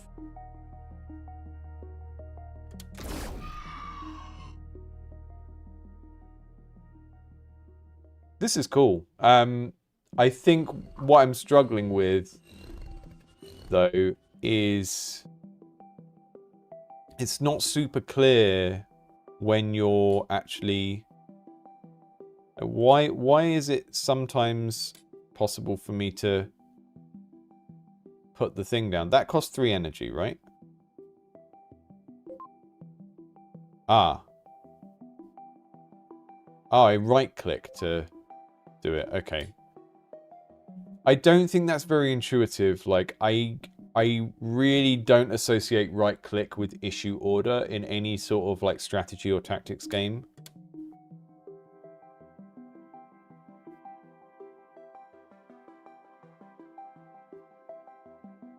Like, it's usually deselect, isn't it? Oh, no, maybe it is. Yeah, no, if you play, like... Yeah, I guess... Maybe I'm just, like, thinking in the wrong mode or something. Okay, so I'm going to set those on fire. And then... Do we do a... We don't have enough for a shield regen. So I do execute orders.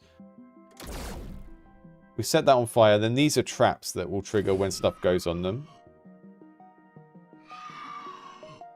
Yeah, the visuals are great. This is a really good use of voxels.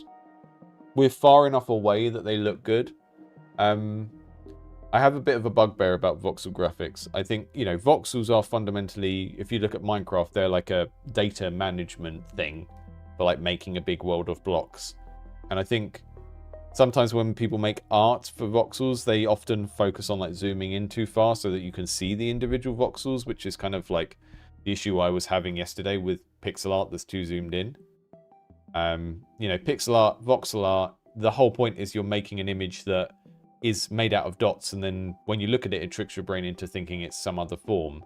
And when you use voxels for like something that is very zoomed in where you can see the voxels, it usually looks bad, but this is all voxel art. Yeah, you can see, you look at like these individual bits and the way that the creatures move and stuff. It's a really good use of that aesthetic. The train has been destroyed. Let's restart. Okay. So we're going to move the train. And that means that what? Does it mean that at the end of simulation step 11, the train will move along? I think what is happening is I need to get my train out of the level, right? But that uses up energy that I need to blast stuff with. So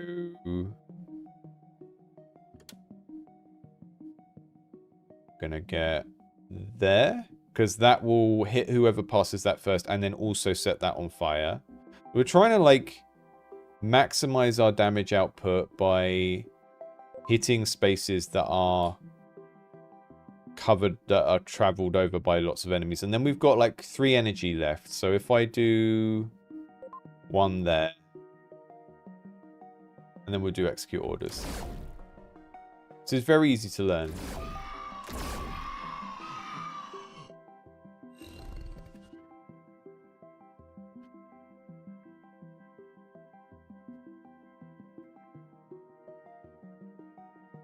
Okay, we've got enemies coming in from right over there this time, so we want to, like, maybe hit on this corner somehow. Like, there? Or, no, right there. Because, oh no, not that one. How do I get rid of that? Scorch zone there, so that we've got the fire going in multiple directions. And then that's already on fire. So let's do 1 here. And 1 here, and probably not move this time because we can't afford to. Oh no, we can use 1. Okay, so we're trying to get through the level, and the energy that we use to attack is also the energy we need to use to move. That's a really interesting central kind of push-pull. And for people who were on yesterday, there's some interesting stuff about tools and context, right? We were talking yesterday about the player has tools, they're in a situation, they're in a context they need to respond to. If this was just like a chess game with a grid with like these lanes to fire onto, not so interesting. But the way that these plants and brittle cavities work, it's like we can set the plants on fire and they'll burn for multiple turns and do extra damage. We can smash through the cavities and stuff will fall through. that creates like an interesting kind of situation for the player to have to judge, right? So it gives it just adds quite a lot of depth.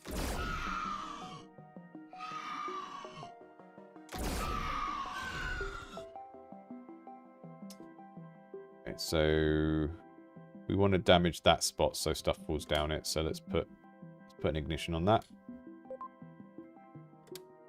So yeah, I'm still having a little bit trouble of left click, right click, and I'm not sure why. But I think that's not really a big problem for the game. Scorch there, train energy, spend 1 to move along. Yeah, 1 to move along. What do these do? Shield regen. Don't have enough for either of those. Train shield's still got 3. Might have to do a regen next turn instead of moving. There's a trap there.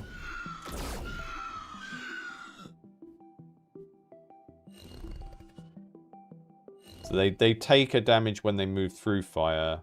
So you're kind of trying to balance like hitting them directly versus leaving fire for them to go through. We want to set that on fire this turn as well. Let's do shield regen. And what does shield override do? Adds 2 extra energy shields above max shields for 1 turn. No, let's just do 2 shield regens. And then we'll do a scorch zone here. And that's all we can do.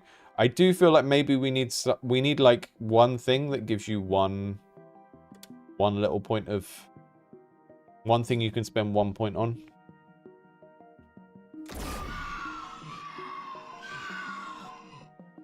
Okay, and our shields are back up to max. Whey! Commander, we're safe. We dealt enough damage to force Hive Mind's retreat. Train crew earned 43 experience points. Click anywhere to continue. So we don't actually need to get the train to the other side of the level, right? So I'm not sure... I think moving along maybe just changes the lane and gives you access to more of the level. Because if you're here where you start, like if you're over there on the side, you're... You can't shoot as much stuff. Really, really interesting. Let's give it another go. We're going to play the level from the start now that I understand the premise of the game. So this is the demo, right? This is kind of like what I'm always kind of encouraging people to do when you get ready for a playtest. Like, don't give people loads of content. You probably don't even need to have a proper tutorial. Have explainer mechanics in the game and let people work out if, you know, like when I talk about explainer mechanics, I'm talking about like when I click on this thing, it tells me about it here, right? But don't build like an actual tutorial, because that's like a very close to launch feature.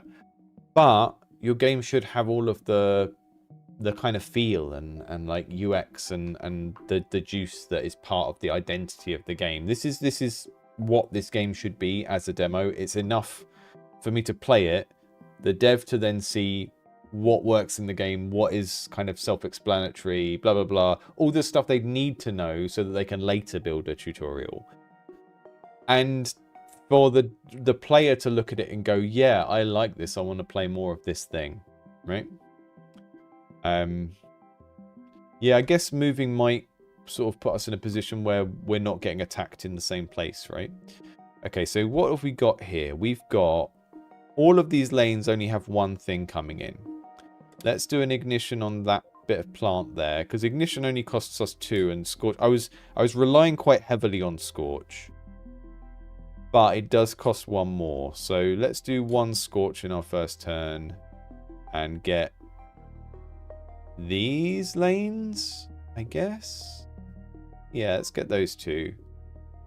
And then we'll do break that bit of ground, break that bit of ground, and move the train along 1 point. So the ignition that only attacks 1 space fires right at the start of the turn, whereas the like little X-shaped Scorch thing spreads out and it triggers more like a trap. Okay, we're going to do shield regen again. And this time we'll do... Let's do one scorched zone there. Let's do an ignition there because we're going to have 2 fall down that pit. And another scorched zone. We don't have enough for that. But what we can do is set that on fire. So let's do that.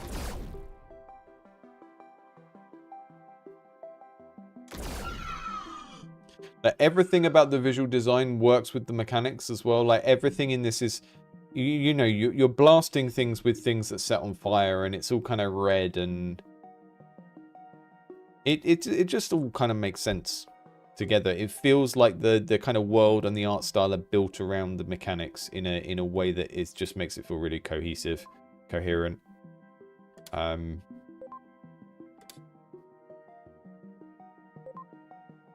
Like the fact that we're using fire, for example, evokes sort of like pest control using flamethrowers, which works well because we're fighting these weird alien blobs. Whereas if this was kind of like a modern military themed train, I would think, why are we going along sort of war criming everyone with flamethrowers? You know, it's not a kind of humane weapon of war. It's one of the there's reasons why the Brotherhood of Nod use flamethrowers and GDI don't in Command and Conquer, you know? Makes you feel like the bad guys. While a flamethrower is a very cool weapon at a fiction level, people are going to feel more alright with using a flamethrower against like alien bugs than people.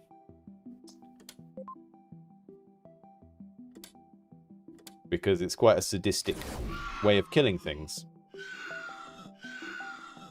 And that's why everyone should put a flamethrower in their game.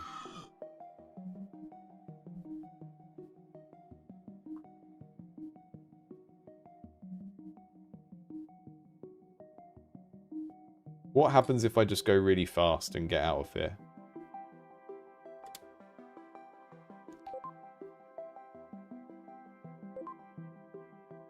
Let's do it. I'm gonna go put max energy into moving. Yeah, beat it twice. Okay, not super challenging. A few little hiccups in learning it, but not too many. I don't know why I had that mix up with left click, right click.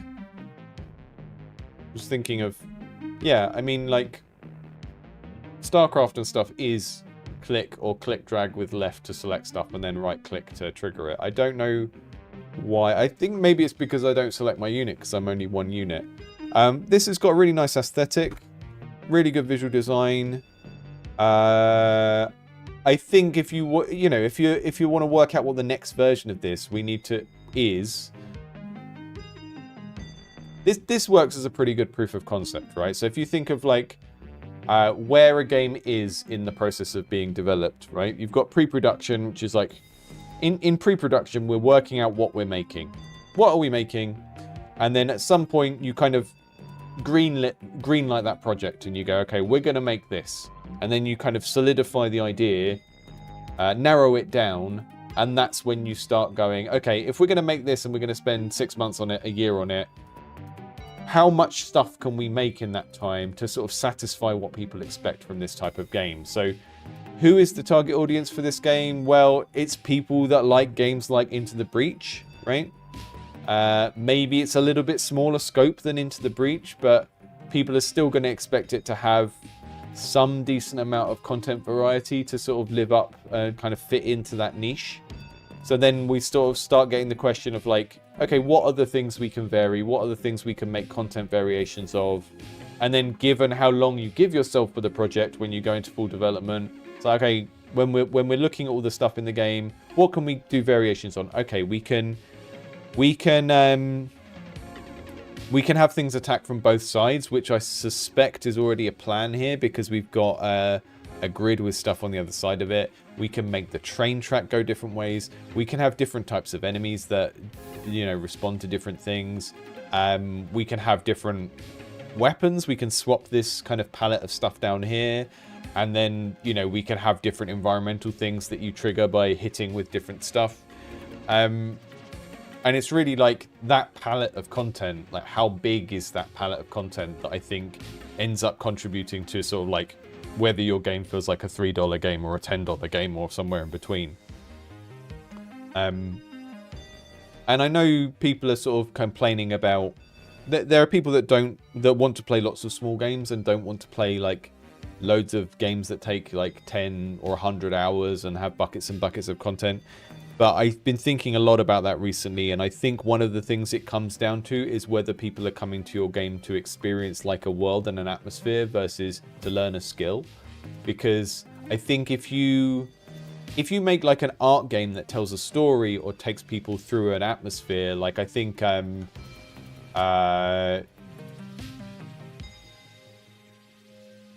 you know, Luke Kim's games are a good example of this. This is like a vibes game. Like if I buy a game like this, even if it's like $5 and it only lasts an hour or 2 hours while it's telling me a story, I'm quite happy with that because that's what I went for. But if I pick up a game that is like a strategy or a skill-based game where the whole point of the game is like learning a skill and getting better at a skill, then I kind of expect the game to constantly be like throwing new challenges at me so that the time I've put into learning the skill is kind of paid off with. So kind of think about those things when you're looking at, when you've got a project like this and it's like, you know, the game is good, people like the core of the game. How do I expand it? How big does it need to be like a launch candidate? I think about how much of the game rests on learning and practicing a skill. You know?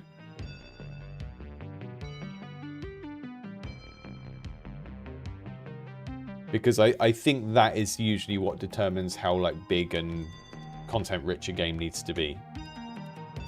What about games which are both? Well, you know, they also need to be big, but then you're making a rod for your own back, right? Which is, that's why I often think if you're making indie games, it's best to pick a lane. And if you want to make story games, you're probably better off making games that are predominantly story with a tiny bit of strategy or action in. But if you try and do both things at once, you're doing more people's jobs, right? And you've got more kind of things you need to deliver on.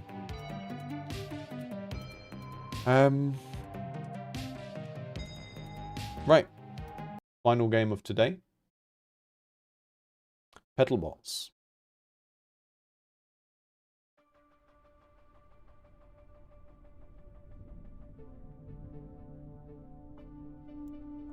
This one might be a little bit slow to start. It was when I tested it before the stream, but I think once it's up and running, we should be fine. Okay. Hold the right button to rotate the camera. Press escape to change settings. I gotta say, I am fast developing a very strong dislike of this kind of square font. I find it hard to read. It also just always looks a little bit outdated. I guess we are maybe going for a little bit retro, kind of PS2 Net Eurosy with this game style, but it kind of reminds... It's the place name font that they use in like Michael Bay style action movies like Transformers and stuff to go, the White House, when they show you the White House.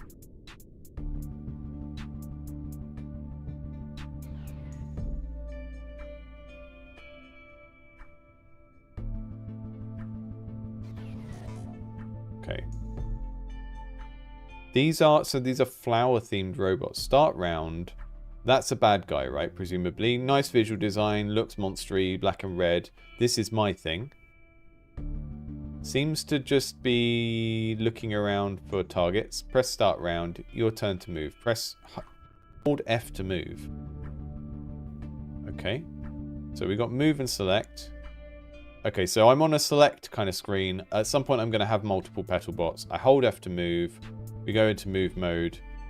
And I've got 1 out of 3 points. I used 2 then. I think it was because I used 1 point of movement to go sideways and 1 to go up a level.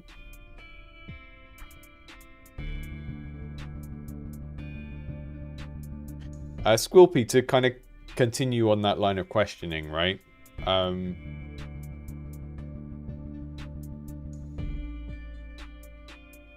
You know, that's just what you want to do. I'm aware that this is like quadruple, maybe scope. Yeah, I think a lot of that then comes down to making sure that the things you do both things at once, right? This is why when people tell me they want to tell a story, I'm like, okay, how much of the story can you put in the gameplay? I don't necessarily mean like characters talking to you while you play the game, but things like, you know, stuff like FromSoft, right? Bearing in mind, FromSoft is a AAA studio now, but the games it was making when it got famous, it was a double A scale studio. It was relatively small. So a lot of the things that make Souls games what they are, they come out of the same sort of constraints that indie developers have, because it was a smaller studio with fewer resources. So for example, putting the story in the item descriptions is a trait that we associate with FromSoft games, and it's part of their style, and it's part of their charm, and it's part of what people write endless video essays about discussing lore. But it comes out of constraint. It's you know, a cheaper way of telling a story. It's an effective way of telling a story, and that's what we're always looking for. It's like, how can I use my constraints to do something that's actually better or more interesting in some way? It's not just, oh, I'm not going to do this thing because I can't do it. It's, instead of doing the thing I can't do, I'm going to do this other thing, and that's going to make my game more interesting or unique in some way. So when you say you want to make a game that is a skill or strategy based game that also has some element of story, you're looking for the things that do both at one time. And for example, like stopping to speak to a character is adding story without adding gameplay, right? And this is why we had a discussion in the Discord the other day where I was talking about story events in roguelikes, and how I think one of the best ways to think of them, when you think of like games like FTL, a lot of board games have these kind of event cards, like these ones in Scythe, where it's like, you know, there's a story of something happening, and each of the outputs is like, you can spend this thing to get this thing. And I have like 3 options, and each one is like something I do in the story, and I spend a resource to get a resource. But I'm also like throwing away the 2 things I don't do in that situation, right? This is a really good example of, this is a thing that could be purely mechanical, and then we're giving it a narrative wrapper. Whereas if this was like, you stop for a moment and role play out this scene, we're not doing anything that ties to like the economy of the game at all, right? So this is like a high value way of doing story and gameplay at the same time, or like a, not high value, but like high return on investment, because we're doing both things at the same time. But when you do things like cutscenes, it's like, okay, you're building up the story, but you're not doing it in a way that adds other things. So I think it's always just looking for those options that do both things at once. That's kind of that's the difference between traditional storytelling and video game narrative design. Is narrative design is thinking of how, you know, it can be, how do we do our dialogue? How do we do our dialogue choices? But a lot of narrative design is stuff like, how do we tell a story through the economy of the game, the items of the game, the way that other parts of the game are handled. You know, if we've got a city where there's been a big plague, we can use that to create a reason why all of the doors are blocked off, right? They do that in Dishonored, they do it in Elden Ring. That's narrative design. That's kind of doing environmental storytelling that justifies gameplay mechanics. So another way of thinking about this is just in terms of design pillars, right? So the thing with design pillars, if you have a design pillar that is to do with your combat, like, oh, I want my combat to be strategically deep and to have like difficult choices in it. And then you say, I want my story to have this other quality. The whole point of design pillars is they give you something as a kind of a way of evaluating ideas or solutions that you have later on in the project, right? So if you've got 3 design pillars, and one is to do with story, one is to do with gameplay, one is to do with atmosphere or something like that, then whenever you have an idea for something you're going to do in the game, you can evaluate in relation to those. And usually what that means is an idea, basically you end up with a way of judging if an idea for your game is a good idea. And a good idea is one that solves more than one problem. And that's why, like, the classic example of design pillars that gets used when people are talking about AAA games is the God of War thing. The design pillars, like, what type of combat does it have? What type of the stuff to do with the exploration, and then the father-son relationship. So when we're thinking about a combat mechanic, father-son is a story thing, it's a theme thing, right? But when we're thinking about a combat mechanic or something to do with exploration, how can we link it to the father-son theme by making like the son like interact with that in some way that tells the story through the gameplay? And that's what design pillars are for. They're for helping you answer those smaller questions later on of, is this a good idea for the game, you know?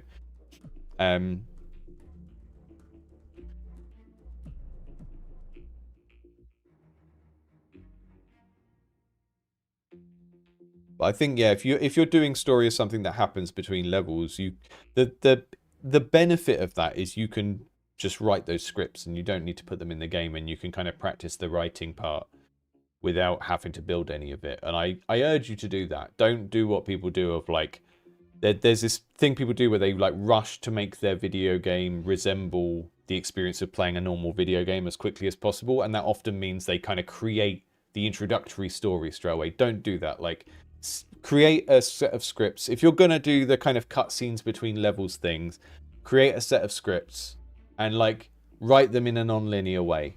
Write scenes that you think are interesting, like a series of scenes that you think are interesting for important points in the story.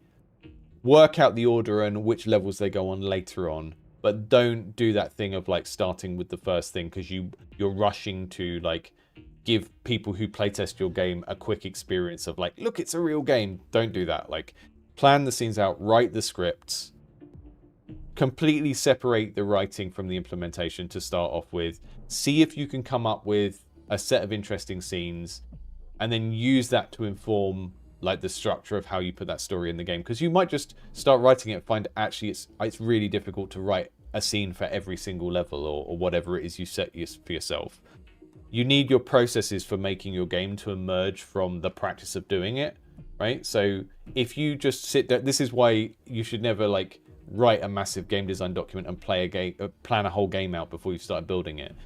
Because if you go, oh, we're going to have 20 levels and every level is going to have a story cutscene after it, and you've never done that before, you don't really know what that means, and you don't really know if you can do it. Whereas if you kind of incrementally approach it as like, okay, maybe I'm going to have 20 levels with a bit of story after each. What I'm going to start off with is like workshopping a script for like 5 bits of story that might be spread out across the game at different points. And then after I've done that and I've written those scripts, I can kind of take stock of it and go, am I good at this? How long do these need to be? You know, it might be like, it might be that you then come up with some structural rules and you say, yeah, actually, we can have a bit of story at the start of the level and a bit of story at the end of the level, but there should be some rule where it's like, it's most of the time it's only 3 lines of dialogue. And then maybe every 3 or 4 levels, something important happens and then we have a longer scene.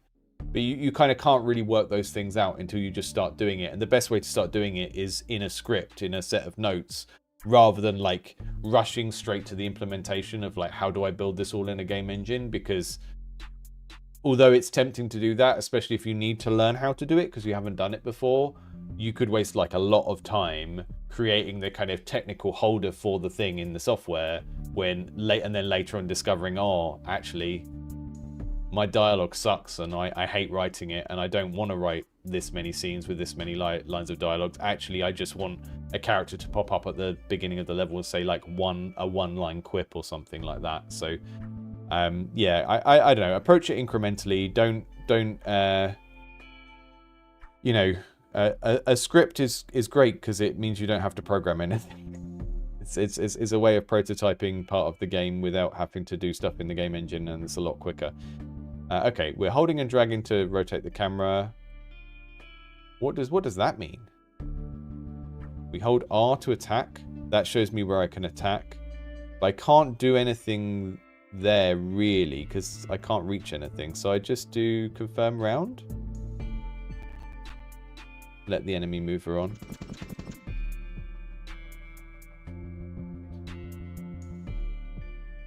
I mean, I think one of the reasons why so many media properties move to everything being sassy one-liners is it kind of it appeals to everyone. It appeals to the people that are just there for the fights, and it appeals to the people that like the characters as well. And that's why we get that very kind of sass-driven Marvel writing that kind of post Joss Whedon stuff. Okay, I'm up here, but I can't actually shoot from up there. Let's undo the round. So can I shoot it from there? No. Okay, so I don't have line of sight. So the kind of physics of where I've got line of sight and stuff is a little bit... I can sort of see how you get there, but that's a little bit unforgiving that I can't shoot from there to there or there. Like, why can't I shoot from there to there? Feels a bit... I don't really know where that constraint is coming from. I think it's because the blocks are quite flat as well, so when my character is there, it looks like the gun is sort of peeping over the top.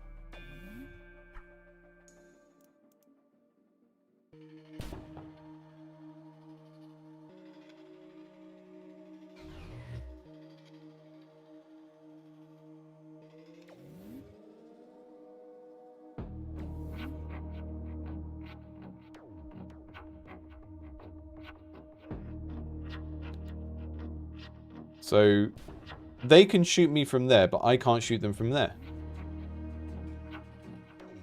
What's that?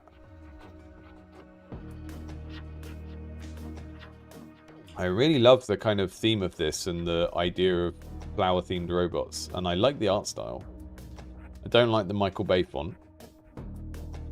Okay, let's go from there. Can I shoot you there?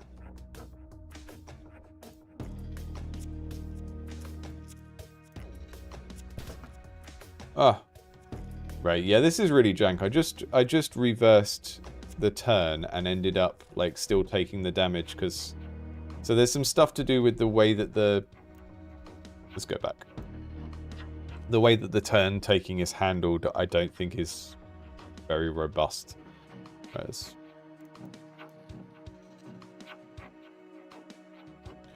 Okay, I spawned there. Rowan, there you go.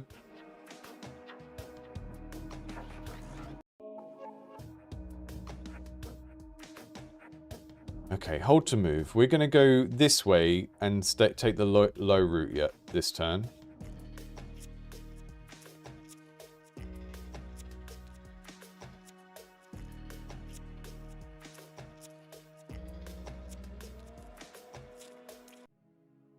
Just going to check that I haven't... Let's go back.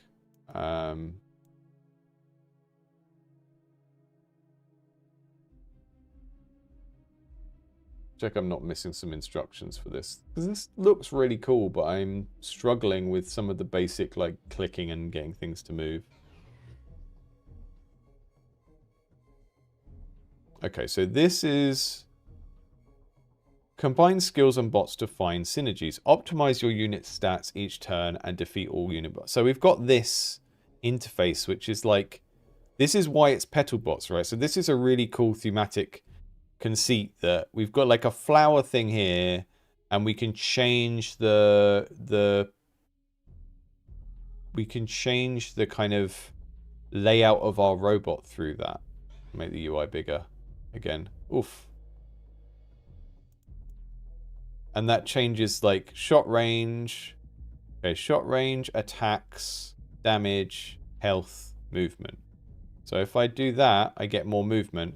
And my bottom half changes from one thing to another.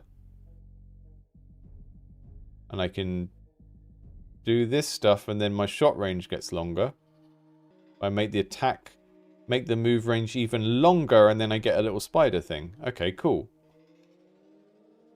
Start round. Yeah, so that I think the high ground was worthless because I didn't understand the weirder part of the mechanics, right? Hold R to attack. Can't do that yet. So, but... Oh, yeah. So, it's like we're a transformer. And at the start of the turn, you can change your stats using this Petal interface, which is a wonderful bit of, like, low narrative consonants of, like, you know, making... This is already a cool idea, like a flower robot. But it doesn't really make sense. It's just like a quirk. And then when we get this bit of interface down here, it's like, okay, yeah, I see what you're doing. This is a flower. Now we're gonna blast this guy. But does that mean...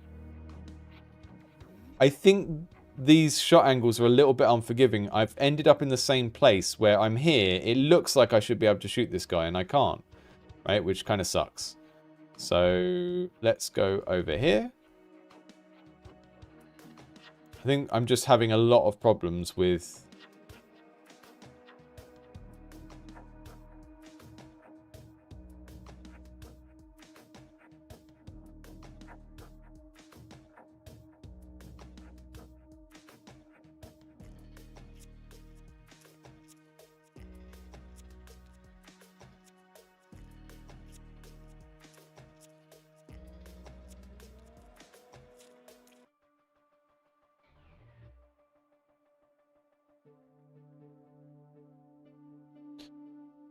Flowers and sci-fi don't go together, but when you see what's going on here, it starts to make sense. Okay, so we need to be able to move far to start off with.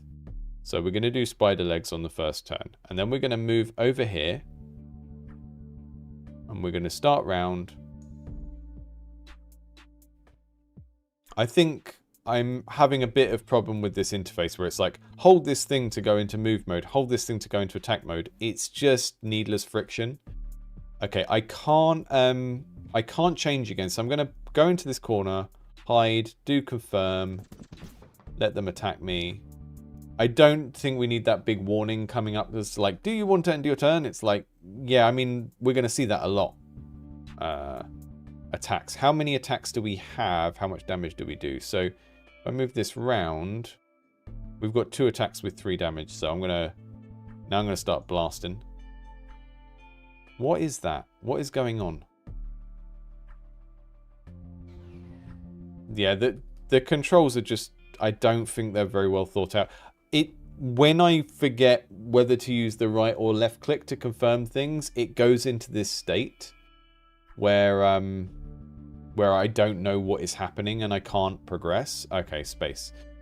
Space gets us out of it.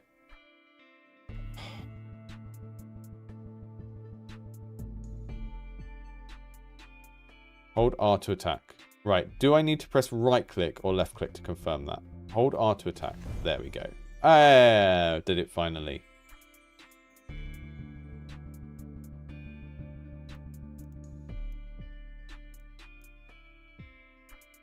Yeah, I don't like... The high ground is bad. The high ground thing is bad. It looks like I should be able to shoot basically anywhere from up there. If we're going to do this kind of spore thing of like the character shifts as you change its stats, it's very cool. But if we're going to be that literal about the line of sight, then it needs to accurately track from the turret. Okay, get new stuff. Let's do it.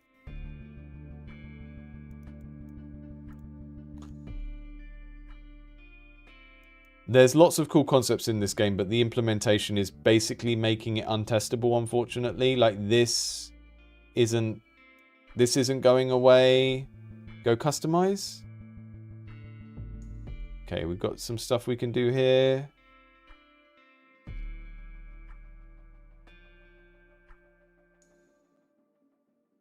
This is such a cool idea.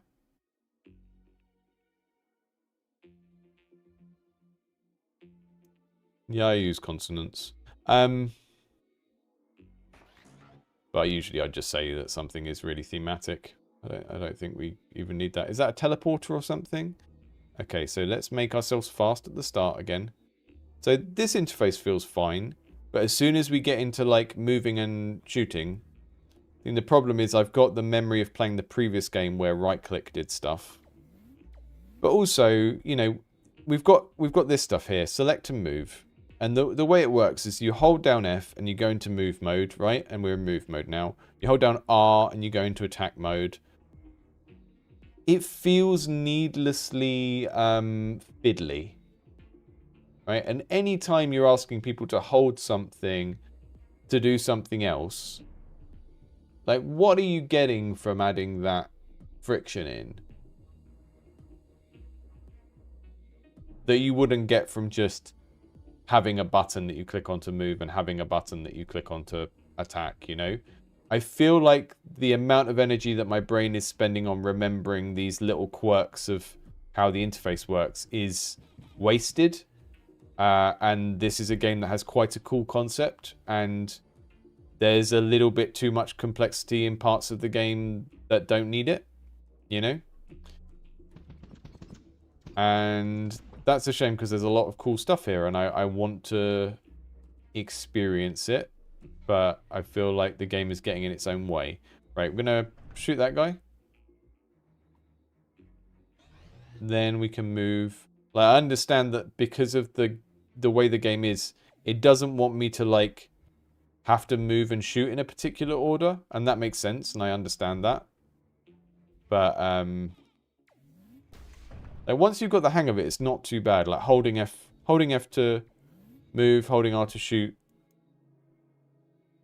Just think it's overcomplicated, especially seeing as they're the only two actions, right? I could just be clicking left to move and pressing R to shoot on without it needing a mode at all. Let's do that. Don't show again. Cool.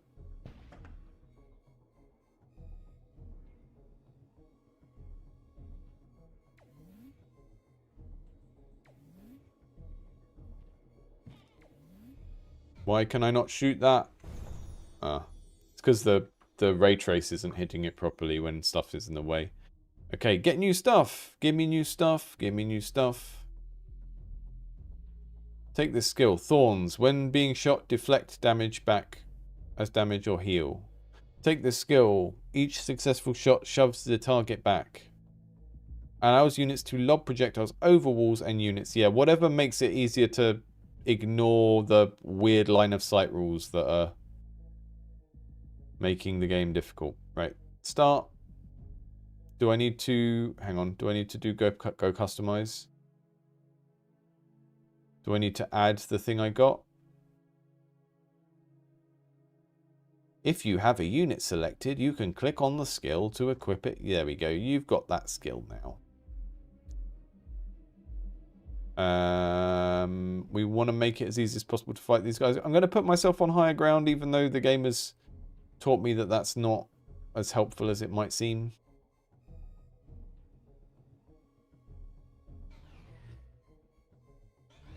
Yeah, I think they've overcomplicated the control scheme of this game to its detriment. It's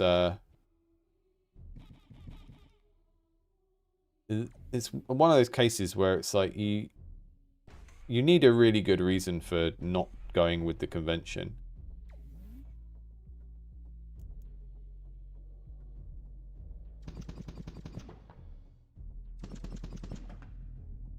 Love the art though. Love the character design. Love the central principle of the way that we transform.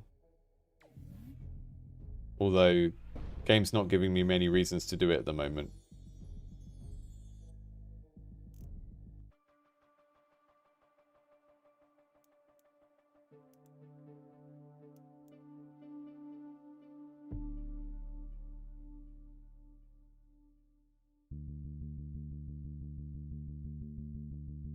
Yeah, it's very strange to need to do anything on the keyboard apart from scroll the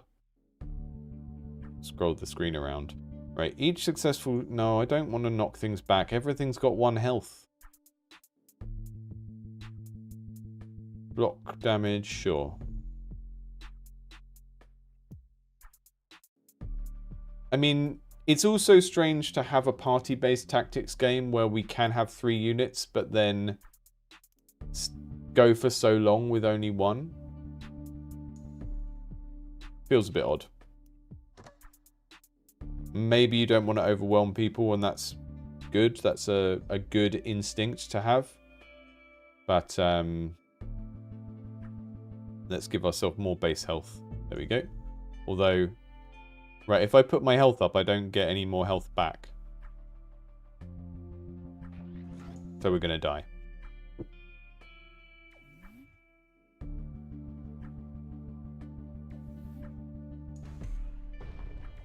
It's good to not want to overwhelm the player by giving them too much stuff early on. But again, if you think of things like Into the Breach or even like Final Fantasy Tactics, it's like, if your game is about controlling multiple characters, then you don't want to leave too long before you get another character, right? Because otherwise you're sort of not really doing the genre that people are there to play if it's a game about moving one character around in a turn-based game. Because there's no sort of formations or anything like that.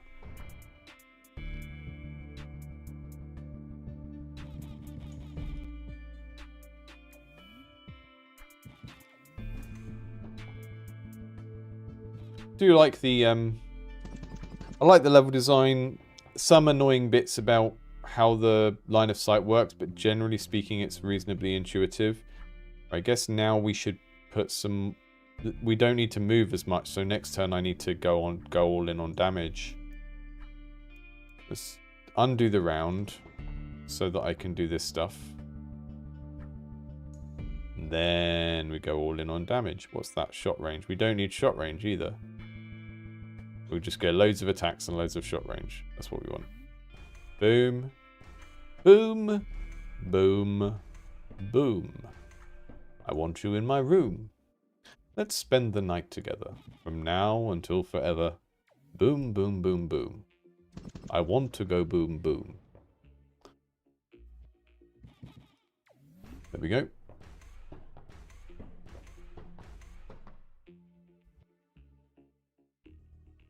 Thanks, Mention Kenna. I just talk to people at the level that I want to talk at. It's not a conscious decision. I just can't really operate any other way.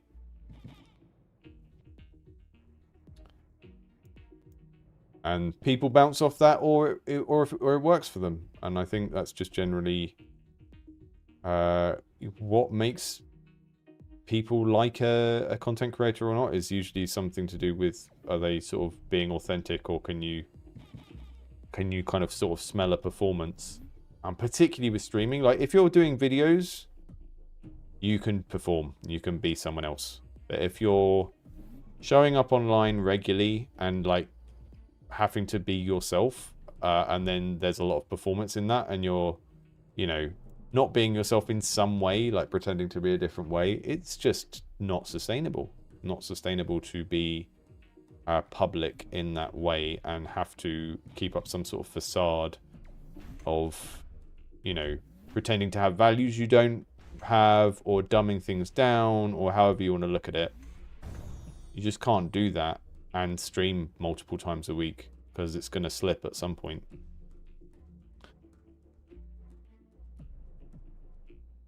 Now we've got, hang on, are these, oh, am I choosing one of these? Is that what this is? This is get new stuff. This is get an actual unit, isn't it? But they're all the same at the moment. Give me one of them. I don't know why I'm getting a choice if they're basically the same thing, but I get that you want to like design the space. Heather and Silas, so we can choose the way they start. This guy. We're going to take that off of you. We're going to give it to Heather. Okay, so Silas. Now we've got more than one bot. We can focus less on moving every time and focus a little bit more on just like... well, we can focus less on changing the bots more frequently and focus more on giving them a speciality. So I'm going to set Silas up to be a sniper and then set Heather up to be the movement one.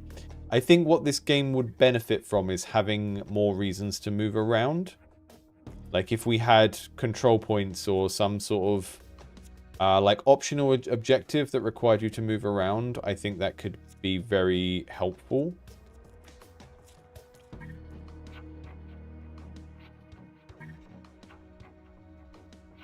At the moment, there's not... you're only moving around for the fighting. Right, so Silas, you're going to go over on that little island. And Heather, you're going to go over there. And I think this will probably be the last one I do for today, because I've got a lot of other stuff to get on with. Still working on the book. Still got my own game to finish. Lots of stuff to do. I just put a draft chapter on the Patreon, so folks that are in the purple tier can access that. There's not many of you. It's the top one. The thing I try and do with my Patreon is I try and make sure that the stuff that everyone is going to find useful or interesting is available to everyone. So people are like, oh, they've got knockback. They just knocked me off the whole level. Amazing. What a way to learn about enemy knockback when I've just like put things on the edge of the level. So what I tend to do with the Patreon is stuff I'm gonna stop playing that one there because I really like this. Just to summarize, I really like this.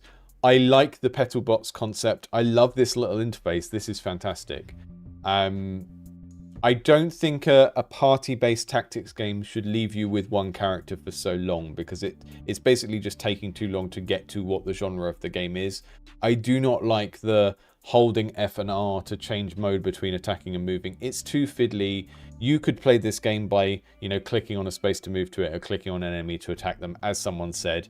We don't have loads of different abilities where we need to click them in a menu, and we shouldn't have because this is enough complexity, right? You could even have it so that, you know, say I give one of these guys a flamethrower, the flamethrower only kicks in when I turn the damage threshold up. You don't need to have loads of extra buttons and modes and stuff like that. So just having the move and attack dealt with different mouse buttons or by clicking on different spaces would be fine. I think it's just you're introducing a layer of friction with that control scheme. And maybe it's there because you're trying to do something that works for gamepads, but I didn't test that and it didn't feel kind of like an obvious choice. So yeah, just to discuss how the patron works, I usually put most things on the most accessible tier. So if something is like a very heavy piece of reading, then I put it in the higher tiers because I know that a lot of people won't read it anyway. So I'll just kind of show people. Mainly because I need to remember to do this. I don't do it very often. Collections. Okay, so I've made it color-coded. The green stuff is stuff everyone gets. So, for example, the monthly Q&A videos. I've been doing 3 of those a month where people send in questions. The way that currently works is people in the blue and purple tiers set the questions, and then the videos go out to everyone. And these are like much more fiddly, specific questions about people's projects or just like stuff I wouldn't normally do a YouTube video about, basically. There's a miscellaneous video game pondering thing that everyone gets. And then there's stuff like the behind the scenes archive, which is only the top 2 tiers. And that's stuff like I'm writing drafts of a video essay or a chapter for my book.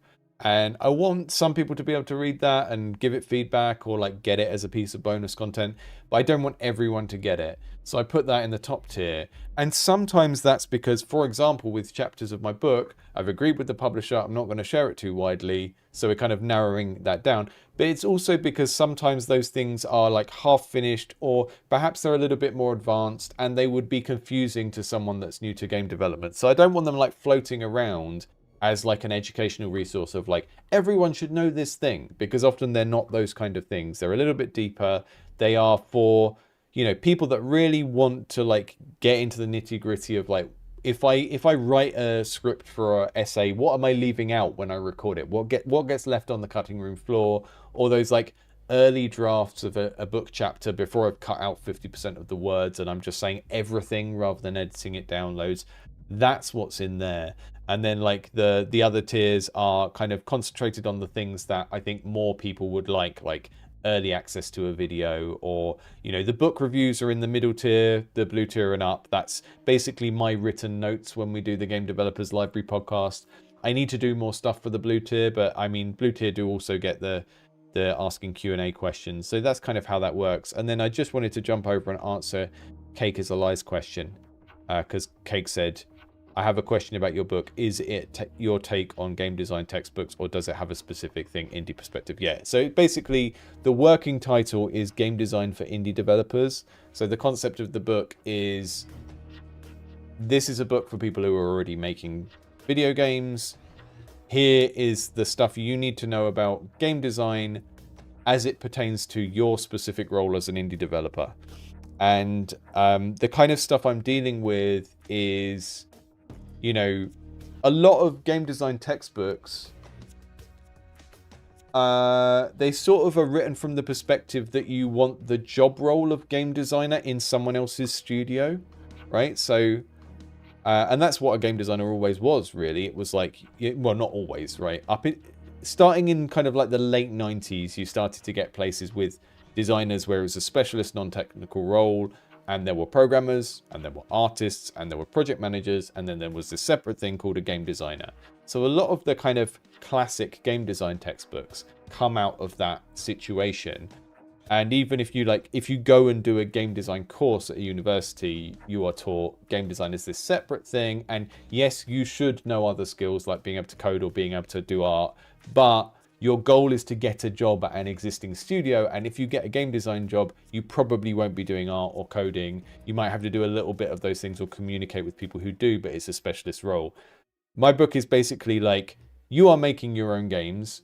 Here is what game design is in that context, and here's how it overlaps with all the other things. So there will be a larger section than most game design textbooks have about production and project management, about how your tech stack and things like version control impact how you design things, and about things like how like art direction and visual communication interact with game design. Because as an indie developer, and particularly as a solo developer, you have to handle all of those things at the same time. And also your game designs, like I was talking about earlier, when we were talking about narrative earlier, your choices about your game and the interactive game design stuff and the narrative and the art all need to emerge from like what you're actually capable of doing, rather than some kind of pie in the sky idea of like your dream game. And that's true in all studios, right? I've made the mistake before of writing design specifications for things without checking with the programmer whether they specifically knew how to do that or whether they would need to skill up, because I was used to working with more senior programmers. And then I moved somewhere where all of the programmers were quite young, quite junior, and I just assumed, well, you've been employed as a programmer, you know how to do these things. I've seen them in other games on the platform, so they're doable. And then you end up in this very awkward situation of like someone avoiding raising the issue of like, I can't actually make what you've specified, right? So that's important in any studio, whether you've got 10 employees or 1,000 employees, that you're designing things that can be made with the tech stack and the resources and the tools available. But when you're making games on your own or in a very small team, it's even more important. And it can go both ways, because some people are very motivated by learning new things. And that means that even when you're trying to make a game for market, you're still a little bit motivated by like tinkering around and solving hard problems, which can be a bad thing that you need to like wean yourself off of. Because at some point, when you start making things for other people, you need to stop being driven so much by challenge and being driven more by like attention to detail and quality. Yeah, I mean, the things you choose to make need to be driven by your understanding of what you're capable of making, and not like some big abstract idea. And I wouldn't say that game design textbooks are always written with the assumption that someone else is making the game, but there is like a baked in assumption there. And we don't have that kind of clear separate distinction between game design and other aspects of what we're doing. So I hope part of it has a part on how to collab with other people for introverts. Yeah, I mean, there's going to be a part of that. Ilya said, what's the orange tier? That's limited like mentorship slots that I don't have any more of, which is why I didn't bring it up. But yeah, the orange tier basically doesn't exist functionally. It's mentorship slots that I only have like 5 of at a time.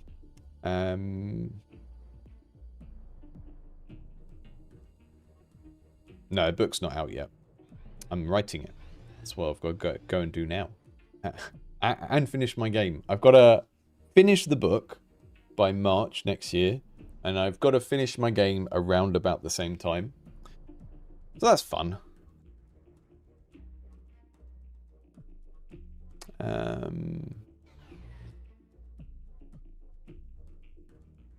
Yeah, I hope everyone else has a good rest of the day with whatever you're working on. I don't know what I'm working on. Let me have a look. What have I got left to finish this week? I do need to start doing our next video as well. We're going to have a video essay up in the next month about what you can learn about video game design from board games. And some of that will be the obvious stuff that you probably already know, like steal their ideas. And some of it might be stuff you haven't thought about so much. So that's going to be an hopefully interesting video essay. I've got a little bit of like an interview with Charlie, who made Fame of Folly, in there, about how he takes ideas from board games and how he used Tabletop Simulator to prototype his game as well. So it's going to be a mishmash of like video essay and a little bit of interview and some kind of skits and jokes and stuff like that. So yeah. Thanks for checking in, Adrian. The patrons form for sending games is in the Discord. It's pinned in the playtesting and Q&A channel, and when patrons send stuff over that way, it usually gets scheduled to appear in the next kind of 2 months. So what I will put a couple of games together from the patrons backlog, and then I will try and match them up with games from the public playtesting list from indiegameclinic.com.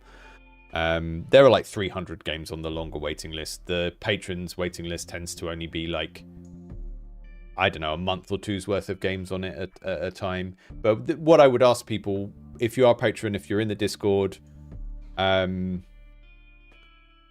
know, you can submit a game every month if you want, but it will get deprioritized if I've seen it a lot. So try and submit the games when you feel like you've done something that's slightly different from the last time it was on the streams. Just makes things easier to manage. But I think that's you know, a good playtesting cadence anyway. If you're like going to someone outside your inner circle to playtest your game, you kind of want it to have advanced a little bit since the last time they played it and maybe be testing a slightly different thing. So yeah. So look forward to the board games video. I'm going to be working a little bit on that today and then jumping back over to the book. I've just written an entire chapter about why people have different definitions of what indie games are and why does it matter, and you know, which definitions are more helpful to have as a developer and stuff like that, and how it can be very romantic to be like, support the little guy, but if you go too far down that route, you end up kind of making things more difficult for yourself, because you venture into the territory of pity marketing and thinking people should just support you because you're the little guy, rather than that you need to make something good first. So I've just been writing about that for the last couple of days, and I've got to submit a couple of sample chapters to the publisher next month. So my intention is to take like 2 or 3 chapters from the start of the book and then the more practical bit from the end of the book and send them over and go, right, here's the start and the finish. I'm gonna write the rest of the book by linearly interpolating between these 2 things and hoping I can just work out what needs to go in the middle. So that the end of the book is like a real kind of production pipeline that is like, here are 4 stages of making a game. Here's what you should be thinking about and doing at each stage of the game. You know, if you're building levels, at this stage of the game, you should be doing this. If at this stage of the game, you should be doing this with your levels, that kind of thing. So starts off more philosophical. What is an indie game? What is game design? All the stuff you'd expect. Goes through all of these indie specific things, like how does like game design overlap with visual communication? How does it overlap with storytelling and marketing? How does it overlap with the technical aspect of building games? And then towards the end, well, we've got the kind of psychology of player stuff, and then towards the end we've got how do you actually manage a project? What is game design as like a set of practices and processes, and how does that change depending on whether you're in pre-production, building prototypes, at the end of pre-production, going from prototype to like, this is what we're making, versus actual development, when you've decided what you're making, you've set a deadline and you're working towards it, and then like considering like marketing, publishing, community building, all as part of that. So hopefully it will be useful to people. It's not like something I've pulled out of my butt. It's something that has come from all of the teaching I've done, all of my experience learning to do what I do, and all of the interactions that I have with you guys as well. And one of the benefits of doing things the way that we do and have these chats and everything is I can kind of work out what are the things that people most need to know. And I think we benefit from, like someone earlier in the chat called it a more intellectual approach. I don't necessarily think of it that way, but I think the nastiest way of describing it is that this channel is slightly more elitist. And what I mean by that is I am fundamentally not interested in helping every single person that wants to make a game to commercially release what they're doing. I think game dev is a wonderful hobby, and I think everyone who wants to make a game should make a game. I don't think everyone is doing indie game dev when they open up a game engine and start making stuff, because prototypes aren't games. And the game is what happened. The game is the thing that people play, right? It's the gameplay that happens when someone gets your game, and the majority of people never really get to the point where they're making anything and giving it to other people to play, or making anything that's interesting to other people. So I feel like by having a channel that is the way it is, we're already kind of excluding a certain amount of people that like the idea of making games more than they actually like doing it.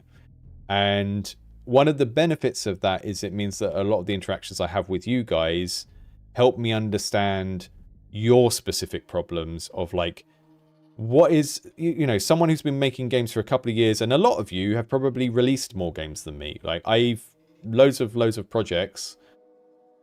Next year is the first time I'm actually putting a game on Steam. So I'm not one of these people who's here like, I've made a game that sold this many thousand copies and I can teach you how to do that. That's never been my deal. And a lot of the people that watch this will have actually finished more projects than I have. And what that means is interacting with you guys and coming from this perspective of like, we're not for beginners. I'm going to stream games that are like you've been spending some time on, and you've taken a decent length of the way, and we're not always like dealing with beginner level questions. Is I get an insight into what do people who are at this kind of intermediate level of being kind of semi-professional indie game developers, what do they need? And then we can like jump over the other stuff and go, well, most of this stuff is dealt with, right? Most of this stuff is dealt with on like the majority of YouTube channels, and the majority of discussions on Reddit and stuff already deal with all the entry level questions. So let's just leapfrog those entirely and say, look, if someone has been making games for like 3 years already and is reasonably conversant with a lot of the entry level problems and stuff, we can just ignore them and get on to the next stuff. And that's always been the ethos behind the channel to some degree. And it will be the ethos behind the book as well. So one of the reasons why on the Discord we have a rule that is basically like, don't treat other people as Google. Like, if you have a question that is something you could find on the first page of Google, don't ask it here. You know, ask people questions that require their specific experience or perspective. Don't ask people things like, you know, what game engine should I use? Or tell me what the difference between these 3 game engines is. Something like, hey, Godot users, what is it about Godot that makes you personally really enjoy using it? That's a good question to ask a human being, because you're asking for their perspective on something. But so many beginner spaces are just like dominated with people asking the same question over and over again, because they're asking the question because they want to interact rather than because they really want to know, because the answer already exists in very easy to find places for lots of people. So those are issues that I'm just too old and tired to constantly be dealing with that stuff. So when the channel was set up and did the ethos behind the whole channel, the Discord community that the patrons have and stuff like that as well, is just an assumption that this is a space for people who are at that intermediary semi-professional level. And anyone who's not there, who just wants to support it because they think it's cool and they want to like learn from people that are more experienced, that's great. But you kind of come into the space understanding that those are the norms. And you can only really have that if you have some degree of gatekeeping, and you can't have that in very open spaces, because the sheer volume of people who are absolutely new always outweighs the amount of people who are there because they're already at a certain level and they want to learn. So that's my little ramble, just for anyone who's new and hasn't heard all that before. That's kind of what we're doing here. So thanks for everyone for dropping in today. Architect of Games has a good take on what is indie. Yeah, there was a lot of that discussion around Clair Obscur. Pixel a Day did one that was about Stray as well. Like, Stray shouldn't have won a Most Innovative Game Award. Obviously, Dave the Diver. So I'm actually using that Game Awards thing as part of the thing in my chapter to sort of talk about why do fans care about that? Because I think that's interesting. It's less about really defining what an indie game is and isn't, and it's more thinking like, why should this matter to anyone? Why does it matter? Why do people who buy indie games get angry when something like Dave the Diver gets misinterpreted as an indie game? Why should they care, right? And we go through it and we kind of discourse analysis, that type of thing, because I think, you know, fundamentally, it's weird. We can end up in our little game dev bubble where we're getting all our definitions and thoughts from other game developers, but being like caring about what gamers think, and that they're ultimately the people who you're asking to play your game, and you need to sort of understand their values and perspectives. Not all of them, but at least the people that care about the type of thing that you're making, right? And gamers have lots of different perspectives on what indie is and why it matters, and the sorts of people that like Undertale versus the sorts of people that like City Skylines, which can occasionally be the same people. They like indie games for different reasons. Some people like indie games because they're quirky and weird. Some people like indie games because, you know, the developers are making something that AAA studios were making 20 years ago and then stopped making or kind of started ruining in some way. So I think it's really helpful to be thinking about those sorts of things, because otherwise you can just fall into the trap of just thinking, oh, we're the little guy and people should support everything we do, which is a nice thought, but not entirely how things work. Right, I got to go. Thank you so much for popping in today, and have a good rest of the week. I'm going to be back 2 p.m. my time tomorrow with Plants and or Zombies, which is basically The Last Stand, which is someone's it's like a fan game of The Walking Dead, a card game. So it's an interesting one. I don't usually cover fan games, but it's a patrons game, so we'll do it. Just because you can't do anything with them, right? So it's like automatically more of a hobby project than an indie game, because you can't sell it. Gorticulture, which we've seen a few times before, very funny little gardening game using kind of Quake arena maps. So if you haven't seen that and that sounds kind of funny to you, do tune in tomorrow. And yeah, see you all soon.